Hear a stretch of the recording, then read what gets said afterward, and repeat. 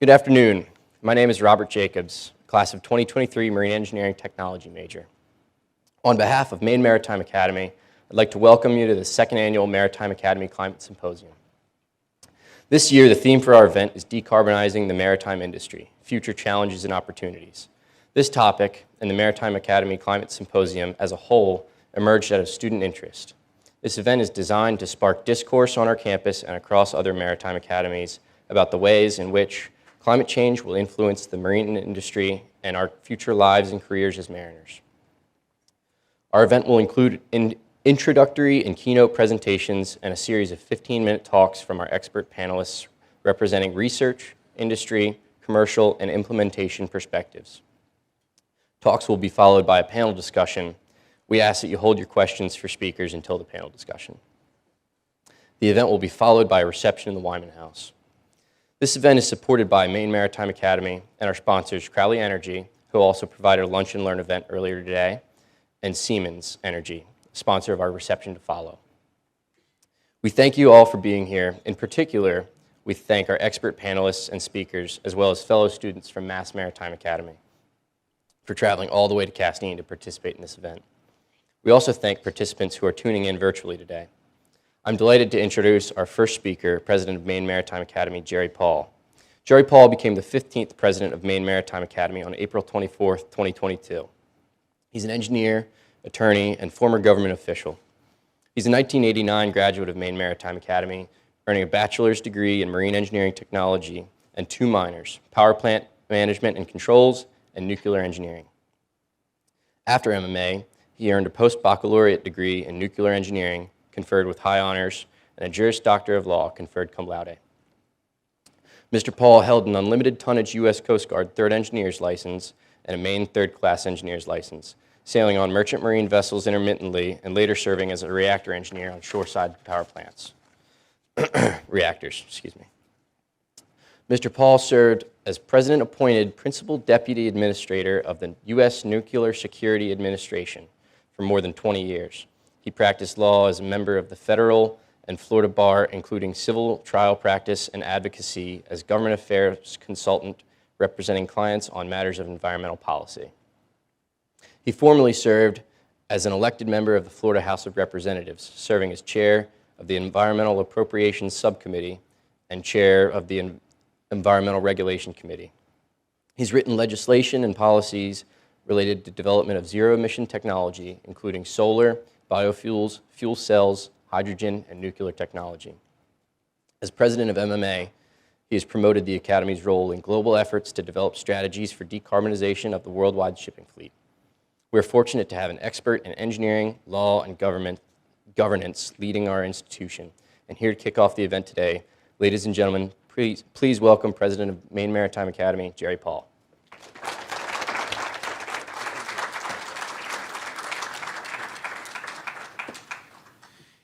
Thank you, Midshipman Jacobs, for that wonderful introduction, and welcome to everybody in attendance for our second annual Climate Symposium. I also applaud our students who led this effort last year and this year, and we just build on it year after year.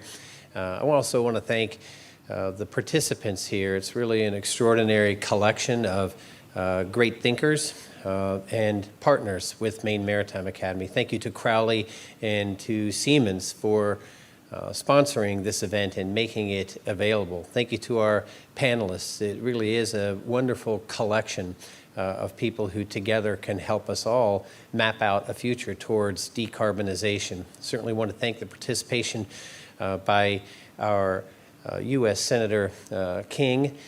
Certainly thank Siemens, Crowley, Blue Sky, and so many others. Look forward to having these discussions later on. The title, I think, is fitting, Decarbonization of the Maritime Industry.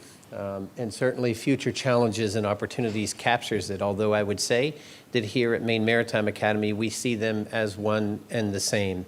It is these challenges that create an opportunity. It is the opportunity for Maine Maritime Academy and in conjunction with other partners throughout the maritime industry, 69 maritime colleges internationally together, coupled with great corporate sponsors, that we can indeed decarbonize the global maritime industry through the host of technologies that we've discussed. Today will be an opportunity to flesh out some of those opportunities and some of the ways that we get there. I just returned from Stamford, Connecticut, attending the CMA, Connecticut Maritime Association annual conference, which is an extraordinary collection of ship owners, ship operators, OEMs, technology providers, and there is no single topic that is more dominant in the thinking about the future than decarbonization. But I would just close by saying that the future is right now. There is no more time to wait. A critical mass of well-informed and well-prepared professionals throughout this industry, throughout academia, and throughout government have all come together now and said, this is the time. And I proudly say, as president of Maine Maritime Academy, this is the place. Thank you.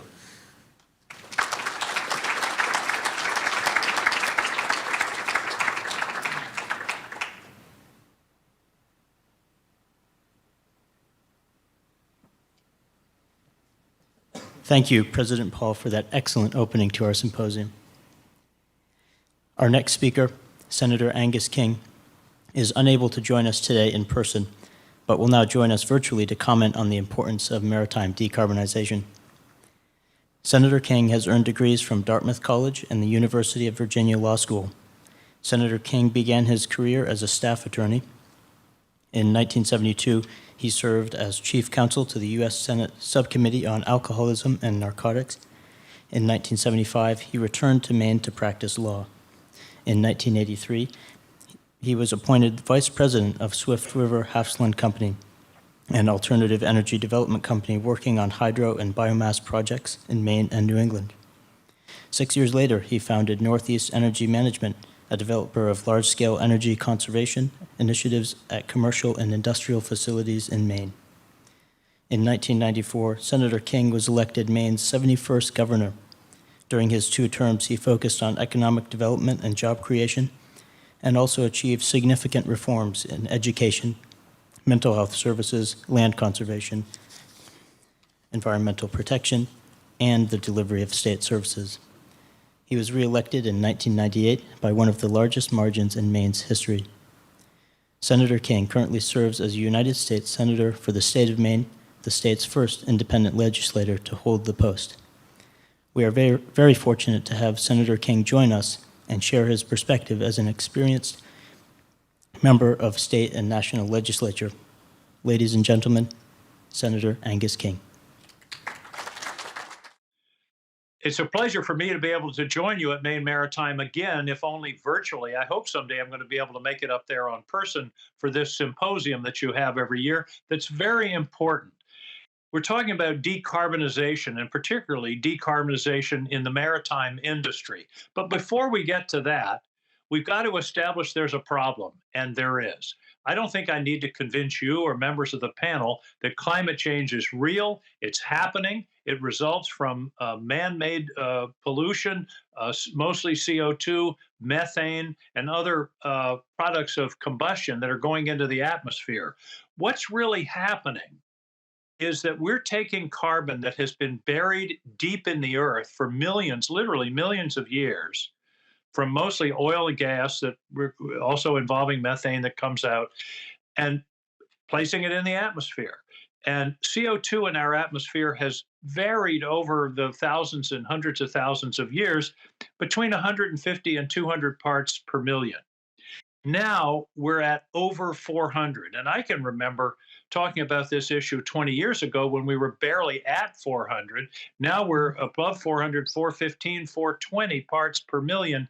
And that hasn't happened for 3 million years. And by the way, the last time we were at that level of CO2, the oceans were 60 feet higher, 60 feet higher. So I hope everyone in this room agrees that we've got a problem. And the problem basically is that we've got to stop putting carbon into the atmosphere. So decarbonization is not easy, but at least is achievable in certain areas. power production is the clearest example. If we can go from, well, we've gone from oil to natural gas, mostly in New England. Over 60% of our electricity now comes from natural gas. It was practically zero 25 years ago. That's cleaned up the environment significantly because natural gas is cleaner burning than coal or oil. The problem is it's still carbon producing fuel. It still is producing CO2 into the atmosphere.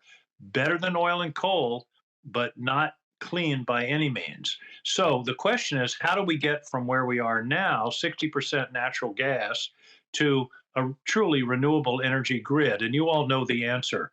It's wind, solar, hydro, renewable sources, but but the key there is going to be energy storage. The wind doesn't blow sometimes. It's not sunny all the time. Rivers have droughts and we have shortages of water sometimes. So we have to have a way to store excess energy when the wind is blowing, the sun is shining, in order to have it when we need it at night or on a windless day. That means energy storage and it means research and development. Obviously, made a lot of progress on batteries in the last few years, but we have to talk about other technologies and other battery technologies that are simpler and require less in the way of exotic minerals and rare earth and those kinds of things, of which we have to import a great deal. For example, the key chemical for batteries in automobiles today is lithium. About 75 or 80% of the lithium we use come from Australia. You say, well, it's okay. Australia is our friend. That's a good thing. Not so fast. 87% of the lithium we use may start in Australia, but is processed, guess where? China. So 87% of the lithium that's used in EV batteries today comes via China. That's not a good idea. If there's anything we learned from the Ukraine war, it's not a good idea to be dependent upon for a basic commodity, in the case of Europe, natural gas from Russia, in the terms of a potential conflict. And we are hopefully not going to be in conflict with China, but certainly in competition. It just doesn't make sense to be that dependent on them. So we're working on other alternatives, iron air batteries, silicon batteries, various other technologies than lithium ion. But the key is we've got to develop the storage capacity. Once we can do that in a cost-effective way, then we can pretty thoroughly decarbonize the power generation system. And of course, the next step is transportation. That's another third of the pollution of the CO2 budget. And transportation is already in the process of being decarbonized if the power for EVs comes from clean sources. You haven't gained a lot if you plug in your car, but the electricity that you're charging your car with comes from coal or oil, better natural gas, but it's still a carbon source. But getting to a renewable energy production, and then we can get to renewable energy in terms of the batteries in automobiles. We have to deal with what the battery chemistry is going to be, how dense it is, how long it will last, how many recharges, and all those kinds of things. But we're really moving in that direction. Sales of electric vehicles in the U.S. have, I think, doubled over the last couple of years, and clearly that's the direction that we're moving in. So good. Okay, that's decarbonizing power production and vehicles. But what about maritime? That's a tough one. In fact, you probably aren't surprised to find out that decarbonizing the maritime industry is one of the most difficult challenges. Batteries aren't going to work for crossing the ocean. They may work for short hauls, for ferries back and forth where they can be charged overnight and those kinds of things. But a battery to take a ship across the ocean would be bigger than the ship. And so that's really not the way we're going to have to go. This is where we get to research and development. You all know many of the technologies that are being talked about. We're talking about using ammonia, hydrogen, green hydrogen, other kinds of options. But we've got a long way to go in fully developing those options and making them economically cost effective. The other thing that, back to the future, is some aspect of sail, which can reduce energy consumption by a vessel by something like 15%. Not 100%. I don't think we're going back to the day of clipper ships, but there is some options there for reducing the energy consumption on board the ship. I think the most important thing, though, to go back to what I said before, is that this is all about research and development, particularly in the maritime industry, because the solutions that are being developed or have been developed on the land side just aren't going to work at sea for a variety of reasons. So that's why, as a member of the Senate and Energy and Natural Resources Committee, I am a bear on looking out for opportunities to support research and development into new energy options, whether it's storage or it may be propulsion. There's also a lot of work going on small nuclear reactors. As you know, a significant part of our Navy, the large new aircraft carriers and the submarines, are nuclear powered, but it's very expensive. And the question is whether we can develop small modular reactors, or what they're calling micro reactors, which could be the solution.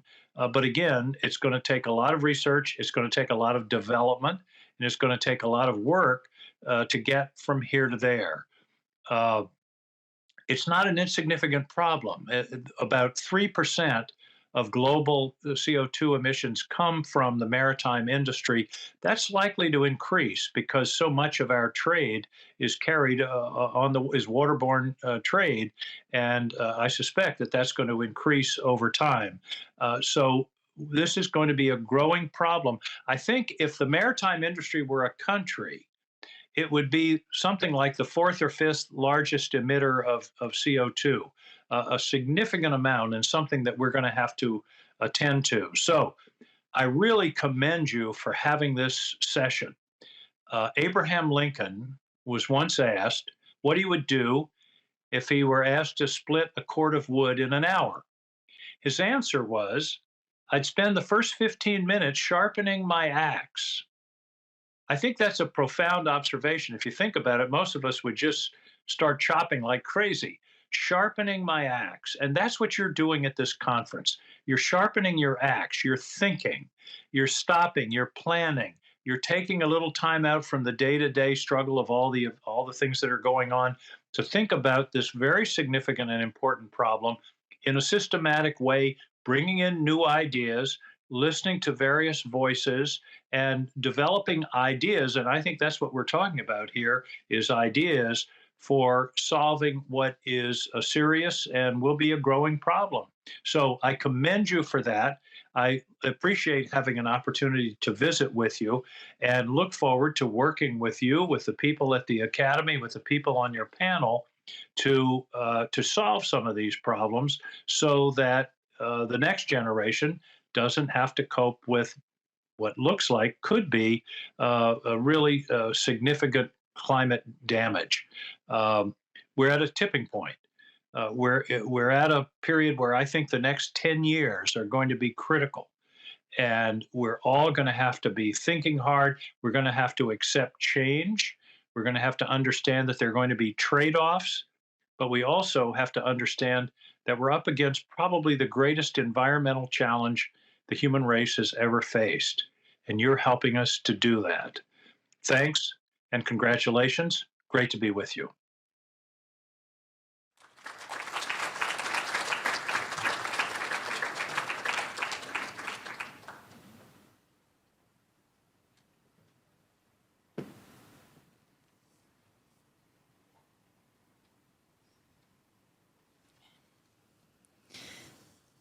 Thank you to Senator King for that excellent presentation.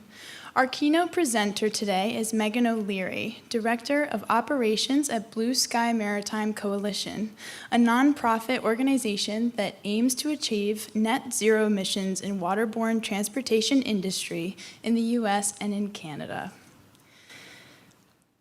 Megan holds a Bachelor of Arts degree in English and Italian from Tulane University. She is fluent in Italian and certified in design, partnering, management, and innovation. Prior to Blue Sky Maritime Coalition, Megan was Vice President, Product and Strategy Specialist at Angelo Gordon and Company, an alternative asset firm. Her areas of expertise were distressed debt, liquid credit, multi-strategy, and special situations funds. She began her career at Brunderman Brothers Incorporated, a boutique merchant bank. Megan pivoted from this career in 2020 and earned a Master of Arts in International Environmental Policy with a specialization in sustainability management from Middlebury Institute of International Studies. We are thrilled to have Megan joining us as our keynote speaker to provide a perspective on efforts taken by Blue Sky Maritime Coalition and others to catalyze the decarbonization of the maritime industry globally.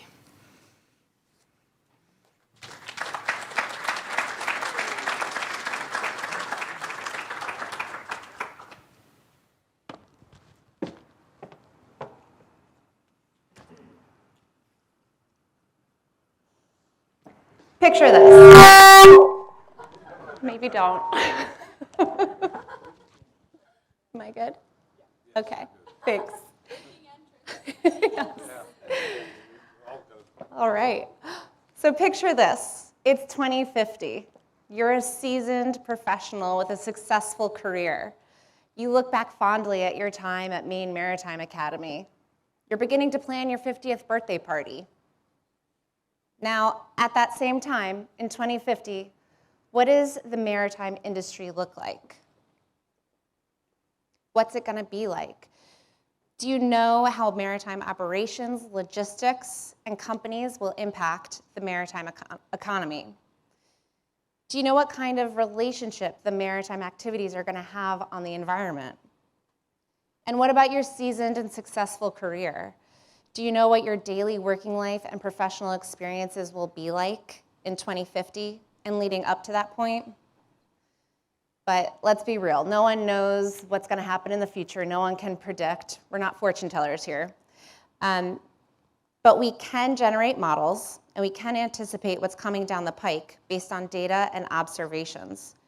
But there's no way to be certain, because the answers to these questions will be determined by a number of factors, not least a changing and extreme climate. But that's why we're all here today.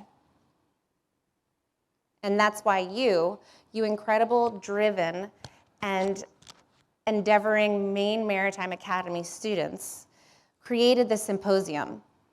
You've generated this moment and established this arena where folks with various perspectives and potentially contrasting opinions can engage in discussion on this incredibly important topic. You've brought various stakeholders together to discuss this multitude of factors and to consider the resulting dynamics. We need everyone at the table. We need everyone to be part of this discussion so that we can do everything we can to ensure that the maritime industry will be sustainable, equitable, and economically viable.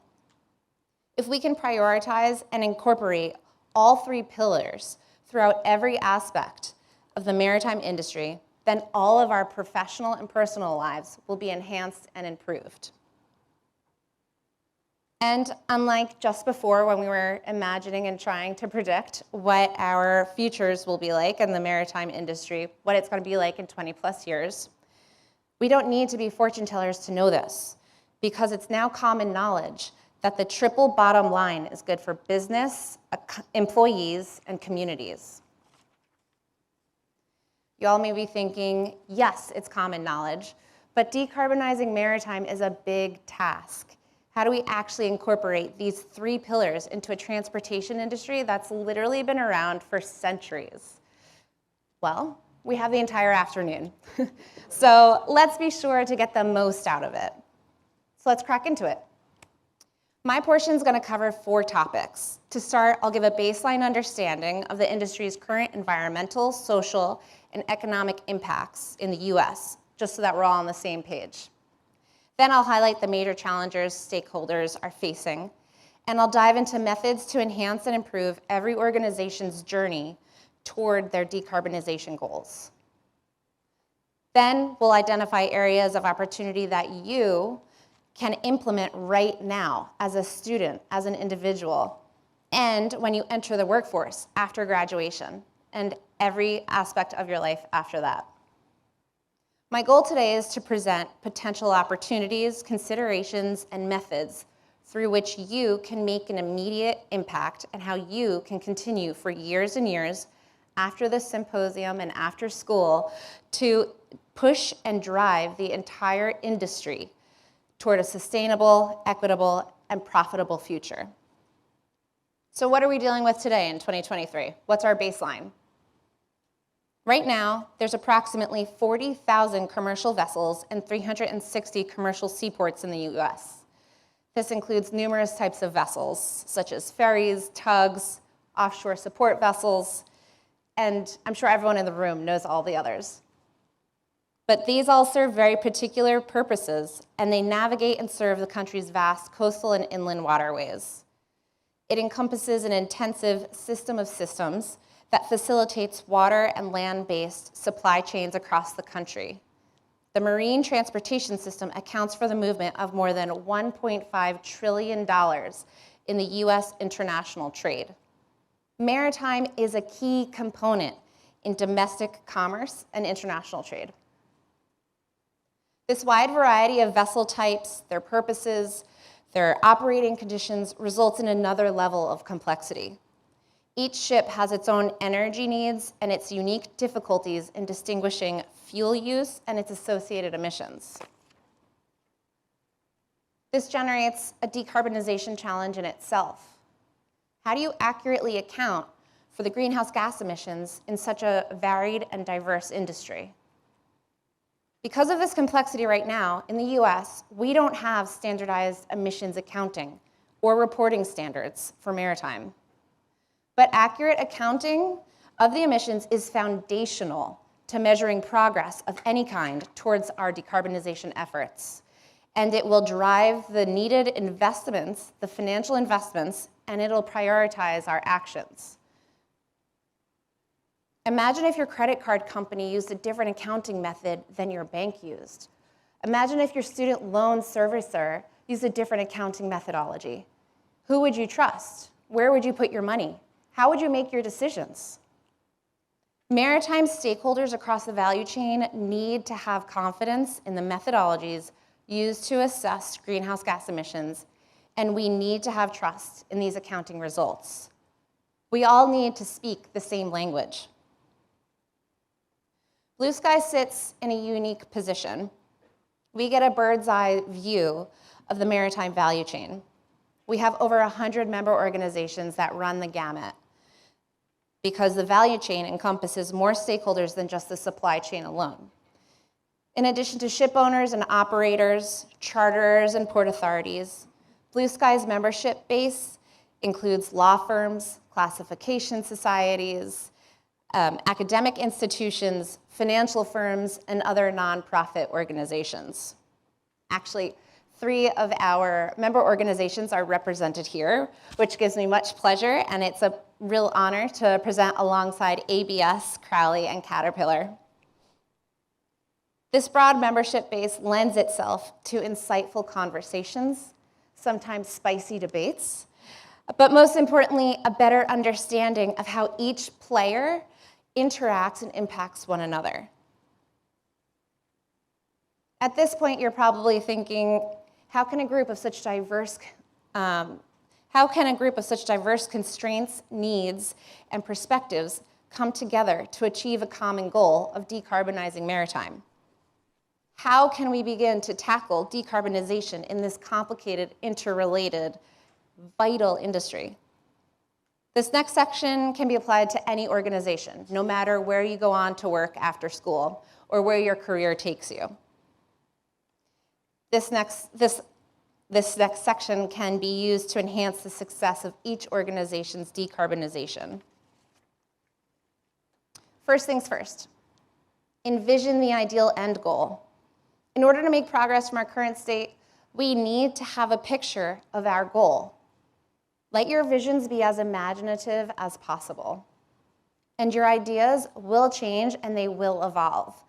And that's fine, and that's normal. Let it change, grow with it. Then start small. In order to get to your ideal end, what needs to happen just before that? Then break that down and determine what needs to happen just before that to make that happen, and so on and so forth. Create a theory of change by working backwards. Keep each incremental step as simple as possible. These are going to translate into your incremental milestones. Then, once you've worked your way back and gotten to your current situation, act now. It doesn't have to be big. It doesn't have to be perfect. It doesn't have to be grand. Do something now. It's better, actually, if it's smaller and imperfect, and if it's something that requires less, so that you can change and modify as you observe new reactions and learn new information. And finally, share the knowledge. The more folks, the more perspectives, the more objectives, personalities, and cultures that you bring into the fold, the better your outcome is going to be. We need all the players at the table at every step of the way. If you and your team come up with a perfect alternative fuel or a perfect solution, you didn't take into account how a regional port can fund, build, and maintain that new perfect alternative fuel, you don't have a solution. You're back at square one. So bring diverse perspectives into your conversation. Share your knowledge and your ideas with local communities and the workforce that's going to be dealing with this on a daily basis. When you have a diverse working group, your plan of action will be much more effective. This brings me to my final point. Opportunities that you can implement today and immediately upon your entrance into the workforce. How can you make the most of today, this climate symposium? How can you start making a difference? First, start small. As you listen to today's incredible group of speakers, identify one item that piques your interest. For example, maybe someone will state a fact that surprises you, or a panelist's comment will spark an innovative idea. Or maybe you're even going to disagree with what someone says. Then, second, ask yourself, how does this align with my vision for 2050? Is this in line with my ideal end goal? And don't shy away from questioning or challenging an idea. Don't shy away from engaging in respectful disagreement. Your critical thinking skills are vital to achieving progress. Third, act now. Act now. Whatever that item is that piques your interest today, identify a related action item that you can fulfill this week. An achievable action item could be to ask the panelists a related follow-up question, or research the topic tomorrow afternoon as you're waiting for class to begin. Or bring it up or maybe the subject would be an interesting fit for an upcoming class assignment. The point is, don't wait. Don't wait until you get a certain job or a title or achieve some arbitrary milestone. You don't need anything to start making progress. What we need is for everyone in this room to start making moves now. And finally, share your knowledge. Share your knowledge with others. Because who knows where the discussion could go? Imagine the potential impact if we all took our experiences from today and turned it into an achievable outcome, no matter how big or small.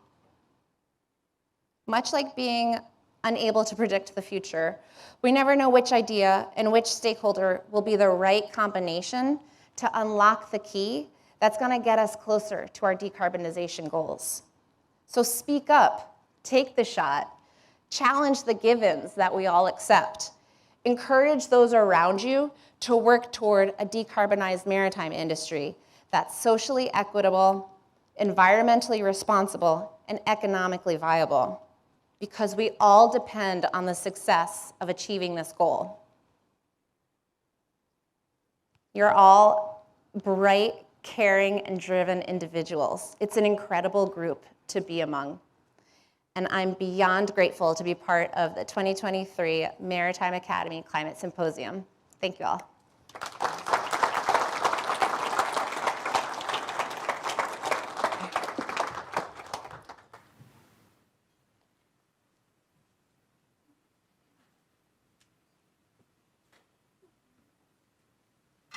Thank you, Megan, for that outstanding presentation. So we're now going to transition to a series of 15-minute presentations from our expert panelists representing research, industry, commercial, and implementation perspectives.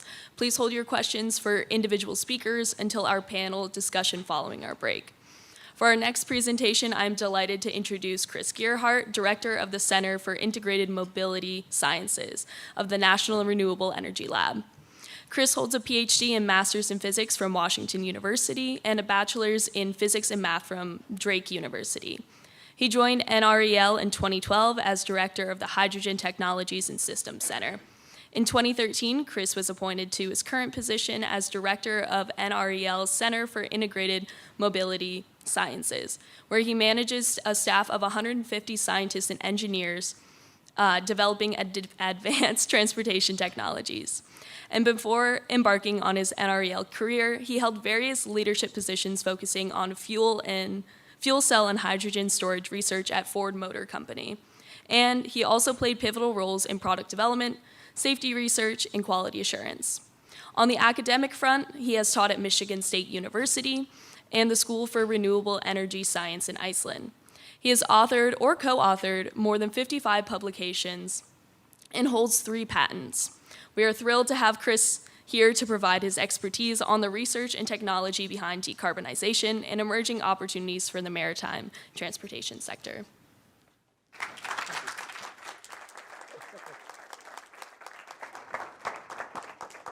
Going to stand far away from that before I start talking. All right. First of all, thank you. It's a pleasure to be here. As the introduction said, I'm really, at heart, a ground transportation person, but we, a few years ago, when we were launching the Center for Integrated Mobility Sciences, we really consciously recognized that if we were going to make the transformation to a decarbonized transportation sector, we really had to look at all aspects of moving anything that is here and needs to be here. So every aspect of mobility, and that we could no longer separate them into individual silos. So we really changed the name to this idea of integrated mobility and the science behind it. So I'll tell you a little bit about the National Renewable Energy Lab. We're a Department of Energy lab. We're just outside of Golden, Colorado. We are getting close to 3,000 researchers, well, 3,000 workers. About 2,000 are researchers, about 1,000 are support staff. We've got a beautiful facility at the base of South Table Mountain. It's a fabulous place to work. Very exciting. One of the things that we recognize is that we, if we're going to do research that makes a difference, someone has to implement it. We're researchers. We will analyze things to death. We need people, partners in industry, academia, government, who will implement these things. So partnership is a big part of our DNA, and making sure that we walk the talk. So our campus is, like I said, high penetration of solar and wind and renewables, and a good chance to see technologies like in situ working. There are generally 4 missions at the laboratory. The heart of the lab started this work in renewable power generation. Solar and wind were the heart of where the lab started. Sustainable transportation, which is really my area, focuses on bioenergy, vehicle technologies, and hydrogen. We also have very strong buildings and manufacturing and energy efficiency areas. And then increasingly, energy systems integration, how everything fits together, is recognized as being maybe the most important thing that we can be working on. I work in transportation. I think the previous speakers have done a fabulous job of really focusing on how important it is, how urgent it is that we start working on deep decarbonization. It is not enough to get to partial decarbonization. We really need to focus on getting to full decarbonization at an unprecedented rate. So a number of facts here. First of all, I don't think we need to repeat this. If we don't decarbonize, we're going to continue to add to the global warming problem. Greenhouse gas emissions in transportation are particularly difficult to get after because today, at least, the entire transportation sector is driven almost entirely by fossil fuels, driven by the need for a large energy density on the vehicles. So 95% of transportation energy is really coming from fossil fuels, contributing to this mining of fossil carbon and putting it into the atmosphere. And the heaviest forms of transportation have the sort of the dual problem of being among the fastest growing sectors, as well as the sectors that are most difficult to decarbonize, again, because of this need for a lot of energy stored on board. As you pointed out, it's really hard to get a grasp on this number. So I throw this number around, and I'm never 100% sure of this, but globally, something like 3% of greenhouse gas emissions come from maritime emissions. And as the senator pointed out, this is about what South America generates. So that's the order of magnitude. And within the U.S., about 50%, about 50% of U.S. marine vessel emissions come from international shipping. About 30% is from domestic shipping, about 20% from other recreational boats, with the caveat that these numbers are really hard to pin down. So this is kind of a guess. I've got big books of transportation energy data, and the marine section is really, really thin. So I applaud you in your efforts to actually get to what is the real state. What I want to talk about now is the mission of decarbonizing, and this is broad, this is beyond maritime, but I like to bring this up because if we think about, if we're going to rely on technology to solve this problem, technology implementation always comes what they call these S-curves, where it starts out slow, then it goes quickly, and then it saturates. And if we think about implementing technologies that are going to decarbonize transportation, that means that the carbon die-off is going to follow a similar S-curve. So these are not the results of any deep analysis, but just looking at sort of the fractions of CO2 and how they drop down in different sectors. And I've sort of shown two, I'll call them cartoons, right? That if we've got these S-curves, the properties of S-curves are always two inflection points, right? One of them as you are starting to, the first tipping point to dropping the CO2, and then the second one is as you start to level off. And so if we think about a goal of decarbonizing in 2050, so about, I don't know, 4 decades from now, not that long in the grand scheme of things, a journey is going to have two inflection points. And the thing we need to do is to make sure that this inflection point, the first inflection point, has to happen quickly. So quickly on this time axis. So we really have to default to action rather than inaction. I've already pointed out, I'm a researcher. I will gladly analyze things to death. But ultimately, these things have to get implemented. And we have to try things. We have to get them implemented quickly. Because if that first deflection point is too late, we won't have time to decarbonize. The second big thing is the second inflection point as we start to flatten out. It has to start early and it has to go deeply. So the biggest issue with that one is where does that inflection come, not on the time axis, but on this axis. So if we start, even if we start quickly, if the second inflection point starts to turn around at 40 or 50%, we're going to saturate out here, and we're never going to get here. So we need whatever technologies we have to have. If we're going to decarbonize by 2050, they have to have two properties. We have to implement them, begin implementing them quickly, and they have to go all the way to completion. So if we have what we think is a solution set and we realize that it's only going to get to 40 or 50%, we have to look at that and admit that is at best a bridge technology. And so we need it to bridge us into the next technology that can go all the way down, hopefully without leaving a lot of stranded assets. So first inflection has to be fast. We have to default to action. And the second inflection has to come close to full decarbonization, so that we know that as we saturate out in time, we're going to get close to 100% decarbonization. So there's really no technology there. That's just a fact of any solution that we're looking at. It does have implications for research. There are a few things that I think are globally true of all transportation technologies. So first of all, we're looking at rapid changes in technology.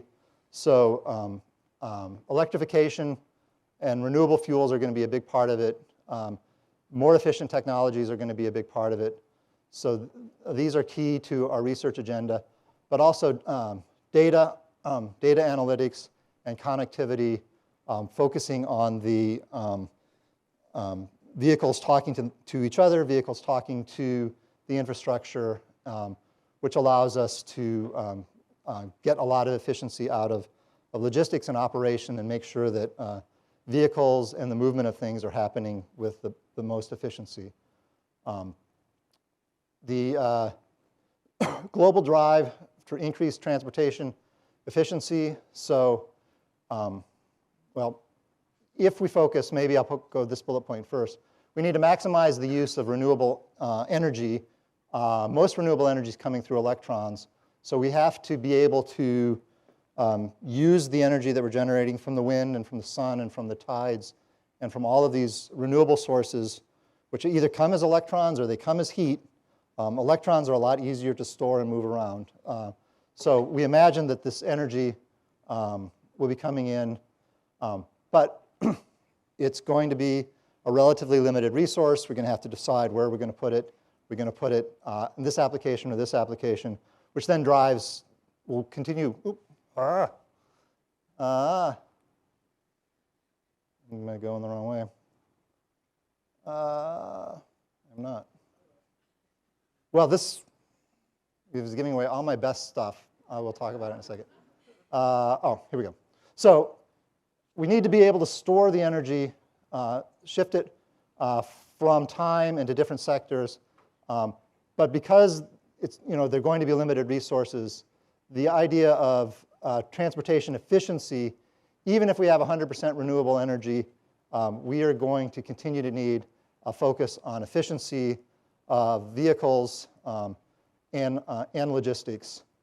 And those vehicles are going to be using, I think the future will not be an energy monolith the way it is now. Sectors will not be 100% diesel, 100% electric.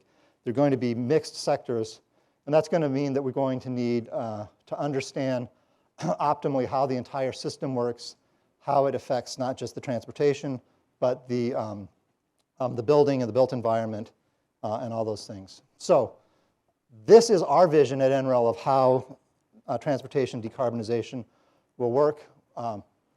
The renewable generation is increasing. We're on a trajectory that is, at least as far as the percentage of generation, is on a good track to get to 2050. There's a lot of work that has to be done to harden the grid and build it out and get more generation.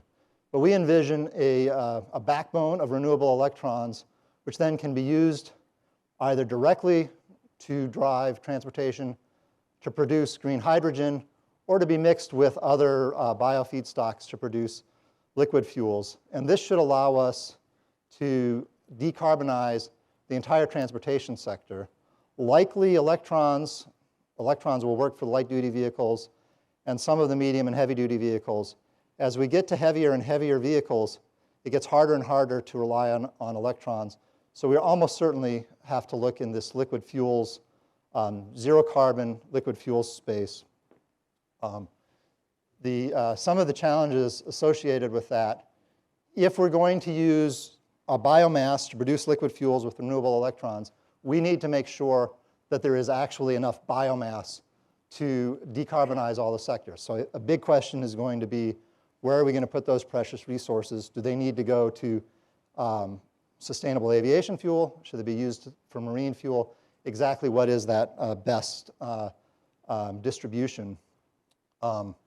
Another big issue will be, if we are talking about low carbon liquid fuels, they are still emitting CO2 out of the tailpipe or out of the stack. So in order to verify that they are truly net zero, we need to have the accounting and much better life cycle assessment of these technologies. So this is a big area for research. What does that life cycle analysis look like, and how do we assure that they are net zero? That said, I think if I had to put my money in the maritime and the aviation space, the biggest part of decarbonization is going to come from implementation of low carbon fuels. There are a number of these that are out there. Biofuels, we've been working on biodiesels for a long time. I think they have a lot of advantages. So coming from algae, coming from woody feedstocks and other oils, they can be used to produce a diesel equivalent, or they can be fermented into alcohols and make high octane, more or less gasoline equivalents. Hydrogen is a big opportunity. If the biofeedstock has got to go to sustainable aviation fuel, hydrogen is an option for heavy vehicles. A lot of people are looking at hydrogen and hydrogen electrolysis. And a lot of people are starting to look at ammonia also as essentially as a carrier of hydrogen, but one that has higher energy density. So biofuels are inherently attractive. Even if you just replace the fuel that we have now, they have a lot of advantages from an emissions perspective. Some of the work that we're doing is really focusing on what is the compatibility of these fuels with existing infrastructure, with existing ships. What is it going to do to the engines? What are the combustion characteristics of these vehicles? How is it going to affect material properties? So we're doing a lot of work in this space. And similar work in the ammonia space. Here we're working, a lot of the work has got to be done into how do we get really a zero carbon, energy efficient, affordable process for producing ammonia. And even if we don't use it for transportation, we're going to need this for fertilizer and for agriculture and these purposes. So we're working a lot on, I would say, on the catalysis side of things to understand how ammonia can be produced efficiently. And then once we do that, how do we use it on the vehicles? Do we convert it back into hydrogen and run it through a fuel cell, or do we burn it? You can burn ammonia directly. It doesn't burn very well, but there are potentially technologies for burning it. But then you're putting nitrogen in the atmosphere. So there's a lot of issues with ammonia. But when we talk, for example, to people, there are a lot of people looking at ammonia as marine fuel. The thing that we have done the most of at NREL is actually in the electrification space. I've already said that this isn't going to be the big path to zero, but we always say, like, electrify what you can, use biofuels for everything else. So I'll talk about a few of our electrification projects.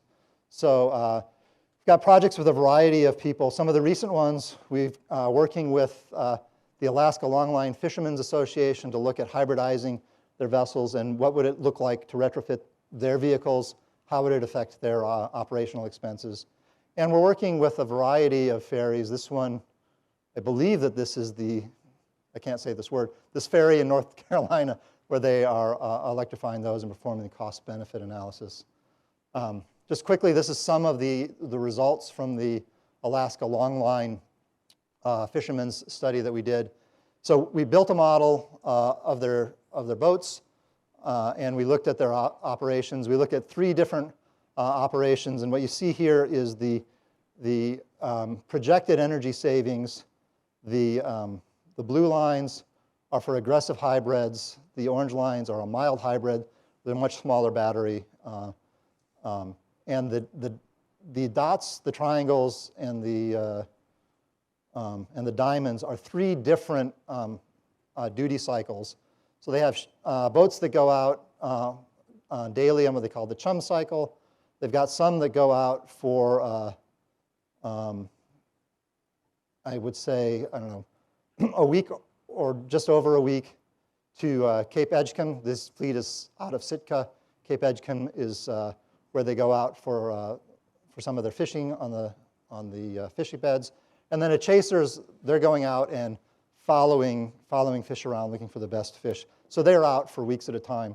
And what we see is that these daily operations, we can get 60 to 100% fuel savings, even for the longer operating ones. If they're only out for 3 or 4 days, we can get 20 to 60%.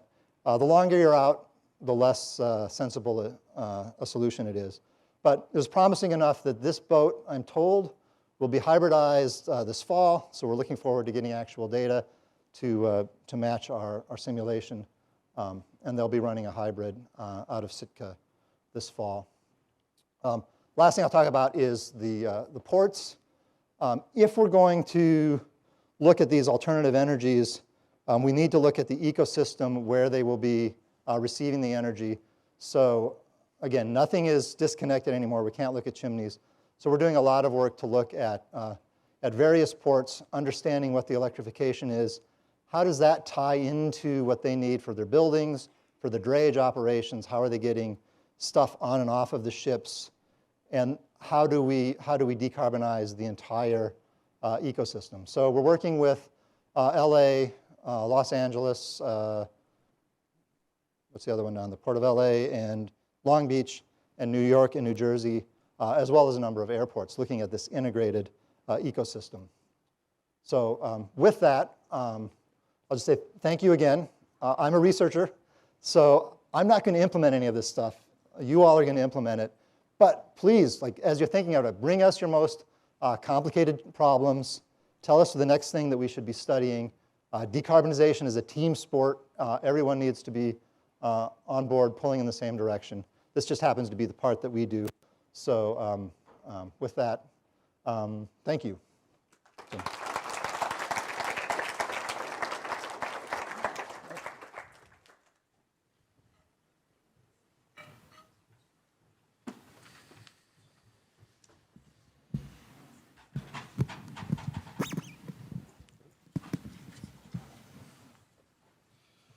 Thank you, Chris, for sharing new insights in research and technology for the future of decarbonized maritime transportation.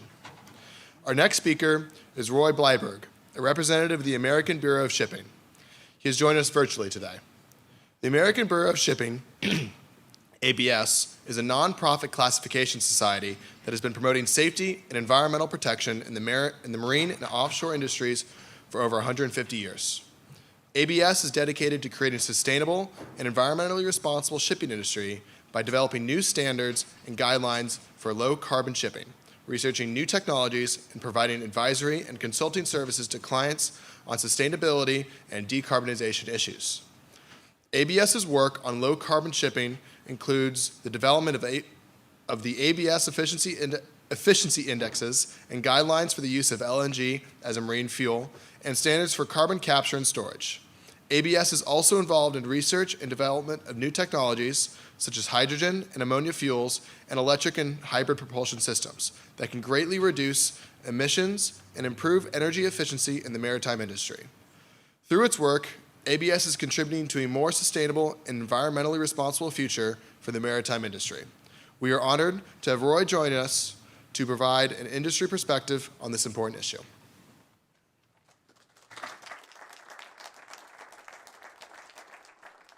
Good afternoon, everybody. Do you guys hear my audio? Good. Well, decarbonization of the maritime industry. Congratulations to you all for taking on a very, very important subject. I will say in the beginning, John McDonald, our Chief Operating Officer of ABS, sends his regrets. As you guys know, he's a graduate from Maine Maritime Academy, so he apologizes for not being here. But it is truly my pleasure to be able to join you this afternoon. And from the ABS perspective, we see significant development in 4 critical areas in the coming months. We see it in regulations, fuels, technology, and the development of a wider green infrastructure. On the regulatory piece, IMO MEPC 80 in July will be critical, and it is expected to be something of a regulatory accelerator. We anticipate this conference will crystallize the guidelines on life cycle GHG intensity of marine fuels, bringing the fundamental change on how emissions are actually accounted for. So as of today, only tank to wake emissions are counted, and these guidelines are anticipated to bring the well to wake portion of the emissions into account, completing the full cycle and cementing the shift in how we address emissions. The conference will also discuss CII corrections. So that's the carbon intensity indicator. It's very clear that the challenge of CII is real, and we're going to see it start to take shape in the entire industry this year. And that the impact is expected to be much greater than EXI, as compliance will require a balance of many factors. Since it's based on the vessel's operations, all parties involved in the operation, including the owners, the charterers, the regulators, and the port facilities, will play key roles in maintaining a vessel's compliance. So balancing all these various metrics, routes, port operations, and pairing them with the right vessel and the right commercial operations will be a very difficult challenge. And we expect to hear a lot more on it this year. Also, port infrastructure will increasingly come under the microscope this year, especially its pivotal role in efficient operations. Extensive delays and a lack of efficient infrastructure at ports increase a vessel's CII rating, and operators cannot afford to sail to ports that are not investing in improving their operations. This will require more work from the charterers and owners to optimize which vessels operate on which routes. For example, vessels that have very efficient, even alternative power generation will be a better fit to call on ports which are in the process of developing energy efficient infrastructure. So second point, if you're moving on to fuels, in 2023, we see an increase in demand for fuel flexibility as operators look to hedge against the geopolitical driven price volatility and the need for global bunkering infrastructure development. Currently, dual fuel and dual fuel ready vessels represent 35% of the vessels on order and 57% if you go by gross tonnage. That will increase as the available fuel mix widens this year, with methanol retrofit trials beginning in earnest and ammonia engines becoming available in 2024. So dual fuel orders are currently dominated by LNG, particularly in container vessels and bulk carriers. However, if you look into the numbers a little bit deeper, you'll see that 45 container carrier orders are actually ammonia ready, 20 are methanol ready, and further 10 are both methanol and ammonia ready. So both dual fuel options are expected to grow market share in many vessel segments significantly in the coming months. So speaking of methanol, in 2023, it's likely to be a year of rapid methanol growth. Its relative technical simplicity and ease of handling, combined with maturing engine technology, are being supported and by an expanding development of global infrastructure. Currently, there are 95 methanol-fueled vessels on the order book and 64 methanol-ready vessels. This will certainly increase, given its use eventually offers the multiple pathways to reach carbon neutral and carbon zero. And huge investments in methanol and green methanol production and supply agreements are being made. The Methanol Institute is tracking 80 projects expected to produce 8 million tons annually by 2027. So green methanol production is scaling up and starting to enter the supply chain in significant volumes. So in comparison, there are only 9 hydrogen-ready orders, showing that hydrogen is still some way off from becoming a significant option. And we should not overlook biofuels, as mentioned by the previous speaker, which have a potential would make a significant impact on the fleet or a vessel's decarbonization efforts. Due to the technical simplicity and low capital cost of biofuels, which are compatible for blending with current fuels, biofuels have an immediate contribution to make to the energy transition. While the IMO develops standards for crediting their use, AB is already today working with leading shipping lines and innovative flag states to pilot their use as a short-term drop-in solution to reduce the carbon intensity. So let's move on to technology. The influence of decarbonization can again be seen with rapid development of cost-effective emission reduction solutions. We see advances in onshore and onboard carbon capture technology. This is a cornerstone of the development of both carbon and hydrogen value chains. In addition, significant refinement in the capabilities of energy efficiency technologies, such as air-hole lubrication, wind assist propulsion, and AI-powered real-time performance analytics. We'll see them play key roles in shipboard decarbonization strategies. So if there's any doubt today about the importance of data to the modern shipping operation, 2023 is going to put that beyond question. The role of data platforms and pulling everything together in terms of operations, maintenance, weather, optimal routing, regulatory environments is already standard for many. We will see this grow further into our industry, reaching all operators regardless of fleet size. Data today must be shaped and deployed to support the owner's commercial and operational goals. Whether that's just to maintain a CII rating of C, just to avoid breaching a charter party agreement, a focus on fuel efficiency, or the use for scheduling for just-in-time arrivals. Much of the same data can be used to make very important decisions. And we're now at the point where software is making these trade-offs and decisions not only possible, but effective and commonplace. And lastly, regarding the green ecosystem,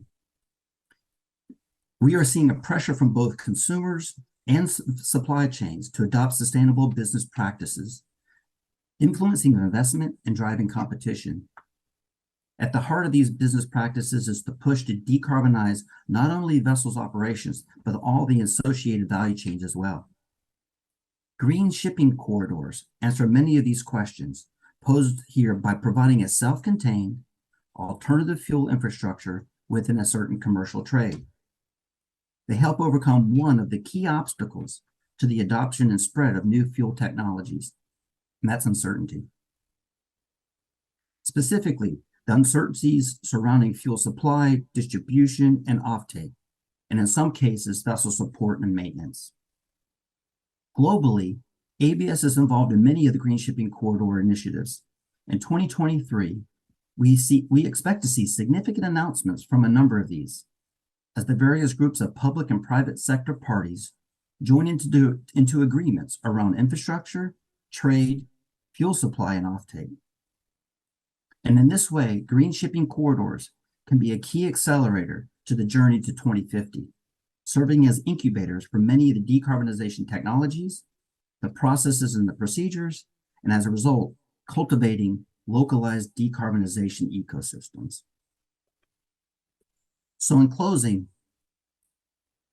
as the forces of regulations, technology, fuels, and the vast infrastructure investment combine and reinforce one another, the pace of change we have become used to is only going to increase.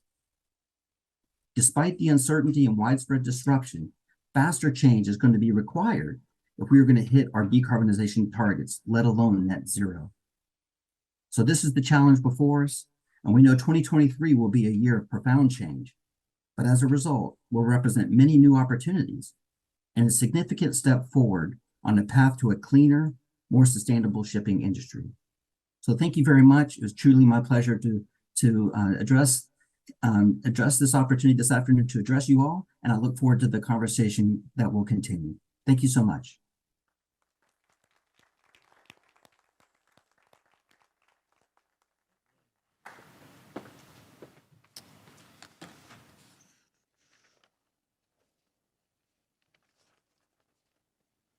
Thank you, Roy. We're grateful for you joining us today. Our next speaker is another MMA alumni who offers a commercial perspective on maritime decarbonization efforts. Jim Mundth is a 1989 MMA engineering technology graduate with a U.S. Coast Guard unlimited horsepower engineering license. Jim started his career sailing with Keystone Shipping Company as a third assistant engineer. Jim launched his shoreside career with Emerson Automation Solutions and has held leadership positions with Fisher Controls, ASCO Power Technologies, as well as Ashland Drew Marine. Jim joined Caterpillar Marine in 2008 and has demonstrated leadership in the power, industrial, pharmaceutical, food and beverage, as well as a global marine segment leader covering dredge, inland waterway, and offshore segments during his 15 years with Caterpillar Marine. Jim is currently Territory Sales Manager for North America, Inland Waterway, and the Northeast. Jim has successfully led initiatives improving marine customers' business success through integration of sales and services to maximize availability, minimize downtime, improve efficiency and asset utilization and optimization. He's recognized as an industry steward and an advocate for the U.S. maritime industry. Jim is a resident of Fort Lauderdale, Florida, and a proud father of 4, along with 4 grandchildren. Jim also enjoys spending summer months up here in Castine. Jim continues to be an ambassador for the successful progress and application of Caterpillar Marine innovations and marine industries for building a better and more sustainable world. Jim Mundth.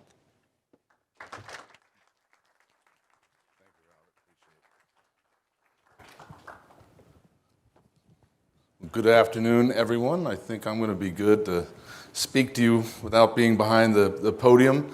I'm pleased and proud to be here in Maine Maritime Academy, again, as I'm a Maine Maritime Academy alum. And I'm also excited for the future leaders of our maritime industry and other industries that you end up choosing in your journey forward. What I wanted to share with you is Caterpillar's journey in navigating this energy transition and particularly related to the maritime industry. And I'm going to walk you through some of that. We, the Caterpillar enterprise, of course, are committed to building a more better, more sustainable world.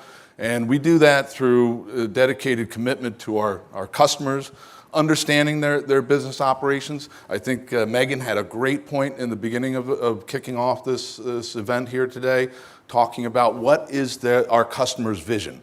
What are they trying to achieve and by when? And what is their overall fleet profile? What are they doing? What are these vessels doing? Are they dredging? Are they inland waterway push boats? Are they on a line haul service? Are they doing short haul and lock and dam operations? What is those vessel profiles? So it's also an important part of our investing in the research and development part of it for developing the right products, the right technologies to help our customers in their achieving those climate-related goals, but also making their business very profitable and performing well. And of course, ultimately, another part of our journey, even Caterpillar Enterprise, a global organization, in-house, we're doing quite a lot of our own operations and reducing our greenhouse gas emissions footprint and our overall carbon footprint, if you will. So we Caterpillar, it's in our DNA. We are an innovator and a conservative organization, but the brand stands for innovations. We're nearly a century old, and we've been conducting business and actually utilizing hydrogen in our solar turbines since the early 80s. And if you look, even as we progress in this hockey stick, as the pace of technology, some of the things we're sharing on today, and you hear about, newsworthy information, the research and development, the pace of technology is advancing at extreme rates. So you'll see our hockey stick, we're actually building upon this at a very rapid pace as well. But we want to have, when we deliver our products today, tomorrow, into the future, we want them proven, we want them reliable, and, well, that went forward, and serviceable globally, regardless of where these vessels and these assets are deployed. Of course, dual fuel engines we've talked about. LNG certainly has been a part of our overall deliverable, even in the early 2000s on cruise ships and things like that. After treatment systems certainly has been a big part of our offering in leadership in compliance of regulatory emissions levels, whether it's EPA legislation from EPA Tier 1, Tier 2, Tier 3, and now Tier 4, or IMO 1, 2, and 3 now. So after treatment technologies really, has been a part of our solution offering to minimize and under compliance, of course, the gas emissions, greenhouse gas emissions, NOx and things that are going in PM, particulate matter, that's going into the atmosphere. But also making those engines still reliable, being, for safety of life at sea, being able to get home. You don't have a failure, you're able to get home safely. And then, of course, our current offerings, we're even already delivering 100% hydrogen burning engines, not in marine applications yet. We're going to talk a little bit about that in the next slide or two, but in shoreside applications, 100% electric power generation. So these are low carbon emission solutions already that we're delivering. And of course, our complement of the technologies in this journey is inclusive of a full spectrum between the services part of it. We have a huge population of Caterpillar out there all over the world in various industries, but certainly in the marine industry. We want to make sure that those products and those operating assets are being able to be maintained in a consistent way regardless of where you're at, whether you're in Bangladesh or up here in Castine, Maine, if you will. And then the other part of our journey, of course, with that large population, hundreds of thousands of engines globally operating, these assets are expected to run, 30 plus years. And so we make these engines and parts kits to be able to upgrade them. Again, going from an older Tier 1 or Tier 0 engine all the way up to an EPA Tier 3 or an IMO 3 or an IMO 2 level by changing a mechanical injection to electronic. And that actually already reduces the fuel consumption, directly correlating to the carbon amount, by about 10% in many cases. And then, of course, looking at regulated emissions, again, with the older population out there, there are opportunities. We work with customers to look at their overall fleet, what type of EPA tier level products they have operating in their fleet, and how can we look at them during a particular overhaul cycle or top end or major that is coming up. What can we do to help them upgrade those engines to be more fuel efficient and even more emissions compliant, reducing the NOx coming out of them? There's upgrade kits available. Oh my, how this thing goes forward. Oh, maybe it's walking me forward because I'm running out of time. I'm going to race through this. And then, of course, electric and hybrid powertrains is a part of our deliverable now. And we've been touching on it, I've been hearing it throughout some of the presentations that preceded me, is about biodiesel. These are drop-in fuels, hydrogenated vegetable, HVO. Those are renewable diesels. And those actually are drop-in fuels for our whole product offering right now that you can have significant carbon footprint reduction just by doing that. Those are simple things in this journey going forward to that 2050 mark, if you will, even if it's in some cases, each customer's got a different part of their journey. And what we're also finding is that in these customers' journeys is that some of them, it's early on in this era of decarbonization. They don't even have a vision yet. They don't have an understanding. They're trying to create it. So we're doing a consultative approach with those customers to help them in that journey, help them define their KPIs and those timelines and understand their profiles and their fleet. So when we look at the lower carbon intensity fuel alternatives, again, we talked a little bit about biofuels. I'll look at that on a slide later here. But if you look at, which one of these is the pointer? Like if you look at hydrogen, again, just intrinsically, marine vessels are generally real estate restricted. They're relatively small, so you only have a certain amount of space to be able to utilize to put in fuel tanks for these various fuels.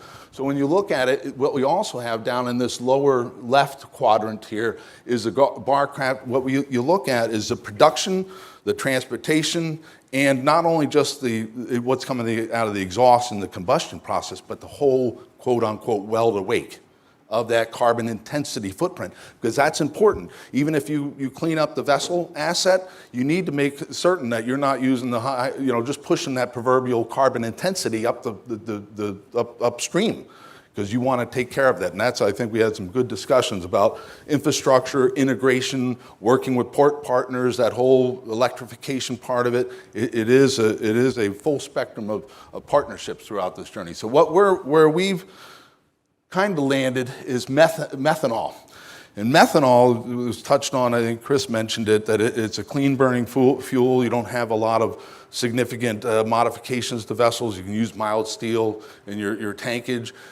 It's only 2.3 versus the diesel equivalent of the volume required for the power density versus 10.1 for hydrogen.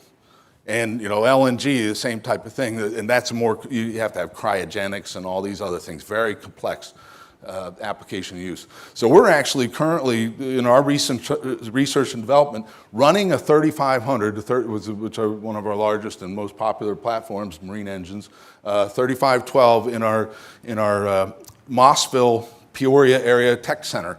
And we're validating that. And it is kind of going to be a dual fuel setup so that your pilot is diesel fuel at a 1 to 2%, and then you use methanol. The ultimate direction is to have 100% single fuel. But again, it's a journey. It has the redundancy.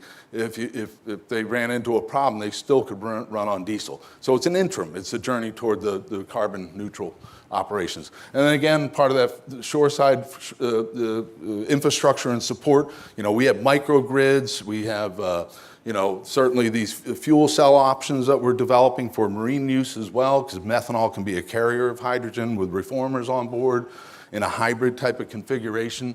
And then, also, being able to replug in these things if you've got batteries, energy storage systems on board, the vessel batteries on board, you need to be able to recharge them in a clean way, carbonless way. So again, if we look at the biofuels, again, there's an immediate drop-in option to help customers reduce immediately, acutely, their carbon footprint from traditional diesel fuel usage. And most of all of our engine platforms can burn all the way up to B100, but they typically use blends of it, and it is an OpEx, availability, price consideration that also happens with these companies. But it actually helps with that carbon life cycle reduction immediately. And of course, hydrogen treated vegetable oil, HVO, renewable diesel is also a drop-in offering that we can use currently right now.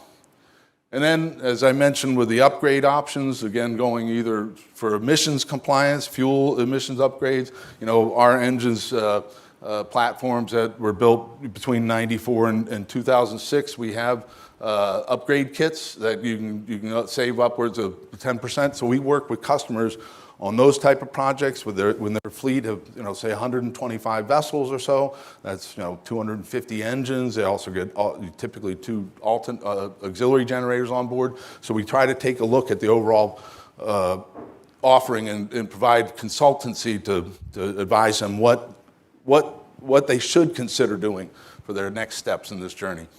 And of course, this electrification, we've already been delivering hybrid solutions.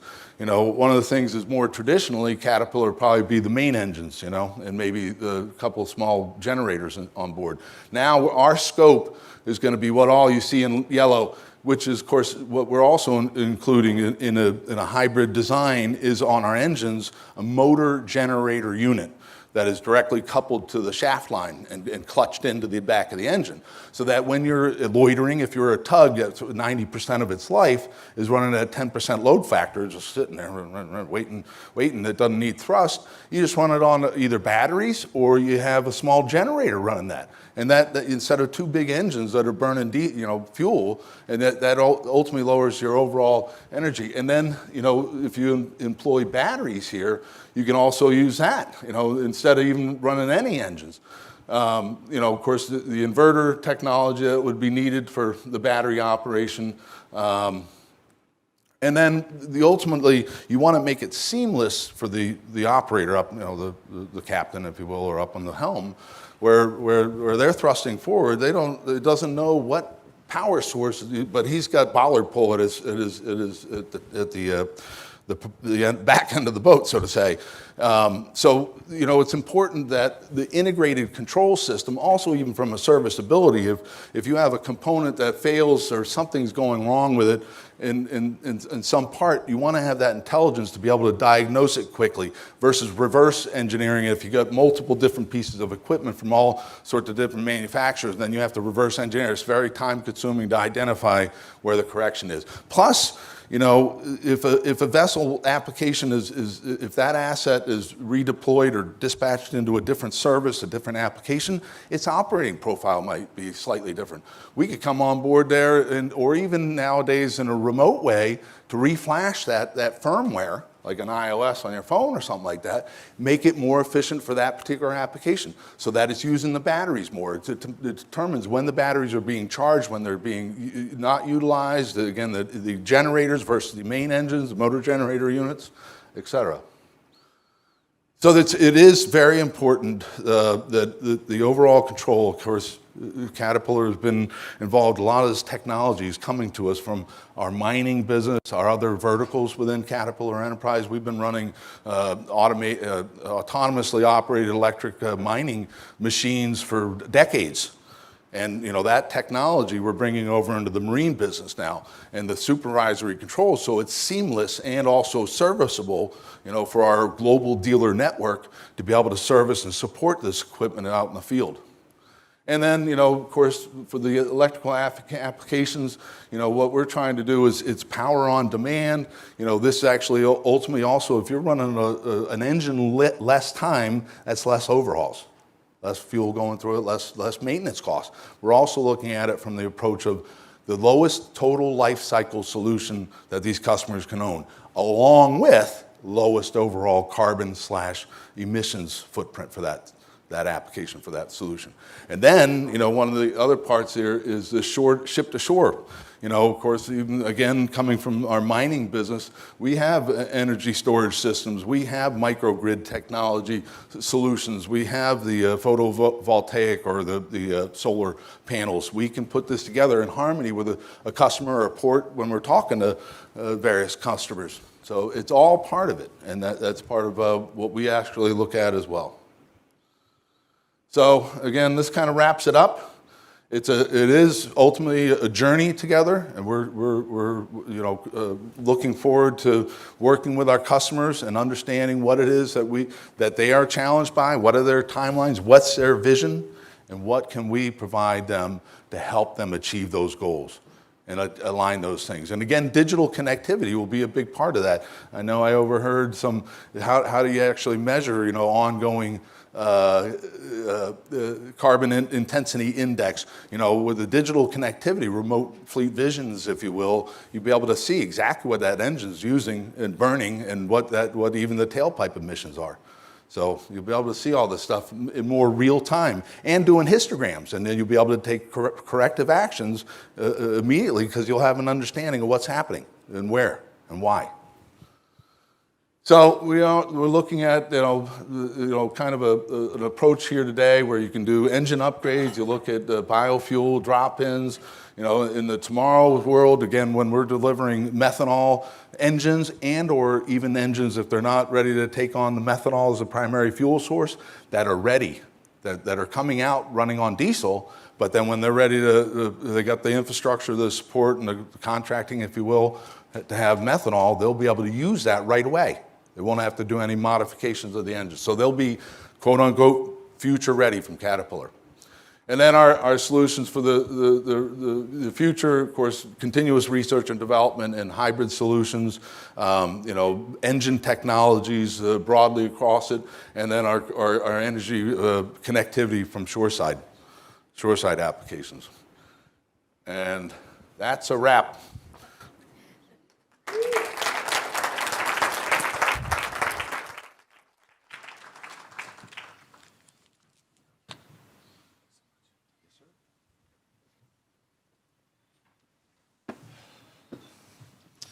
Thank you, Jim, for sharing your valuable perspective.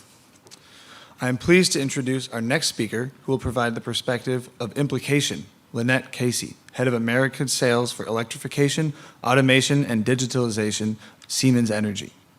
Linette is responsible for an international team throughout the Americas, from Canada to Argentina, that works with major industrial players, oftentimes in hard-to-abate countries, to find complex solutions to decarbonize customer operations.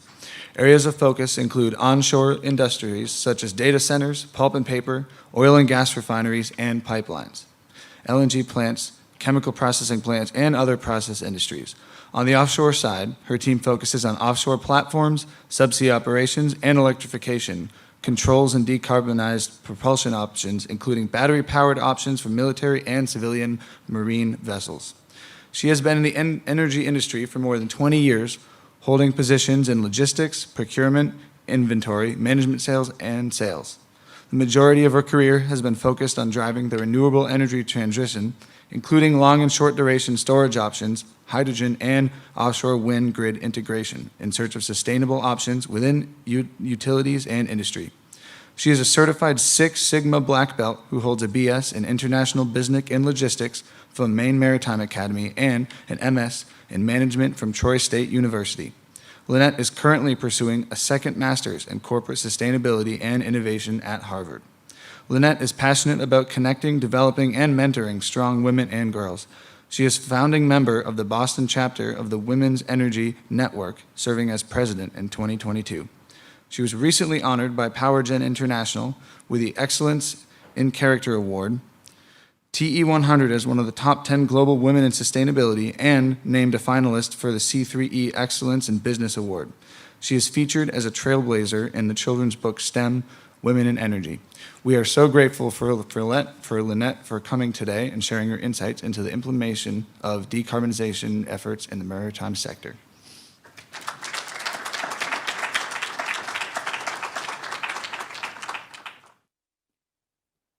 Hello. Thank you for having me. Thank you for the introduction. I think I need to shorten the bio. So yeah, I'm Linette Casey, IBL grad 99, first graduating class of IBL and first female graduate from MMA IBL. So I'm really excited to finally be back home in Maine, and although I work remotely for Siemens Energy when I am home, I'm happy I can finally be back home here in Maine. So I'm going to talk about, they've asked me to talk about the implementation and international nature of this entire topic. So I'm going to do my best to cover that. Siemens Energy, well, Siemens AG is a 500,000 person organization headquartered in Germany. With that many people, we do a lot of things. 95,000 of those people work in the energy portion of our business.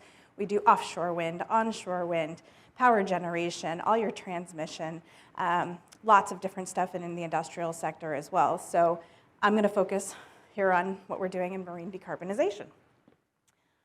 All right, so very similar to a slide we saw earlier, there's a lot of stuff going on in this energy system, and specifically for marine.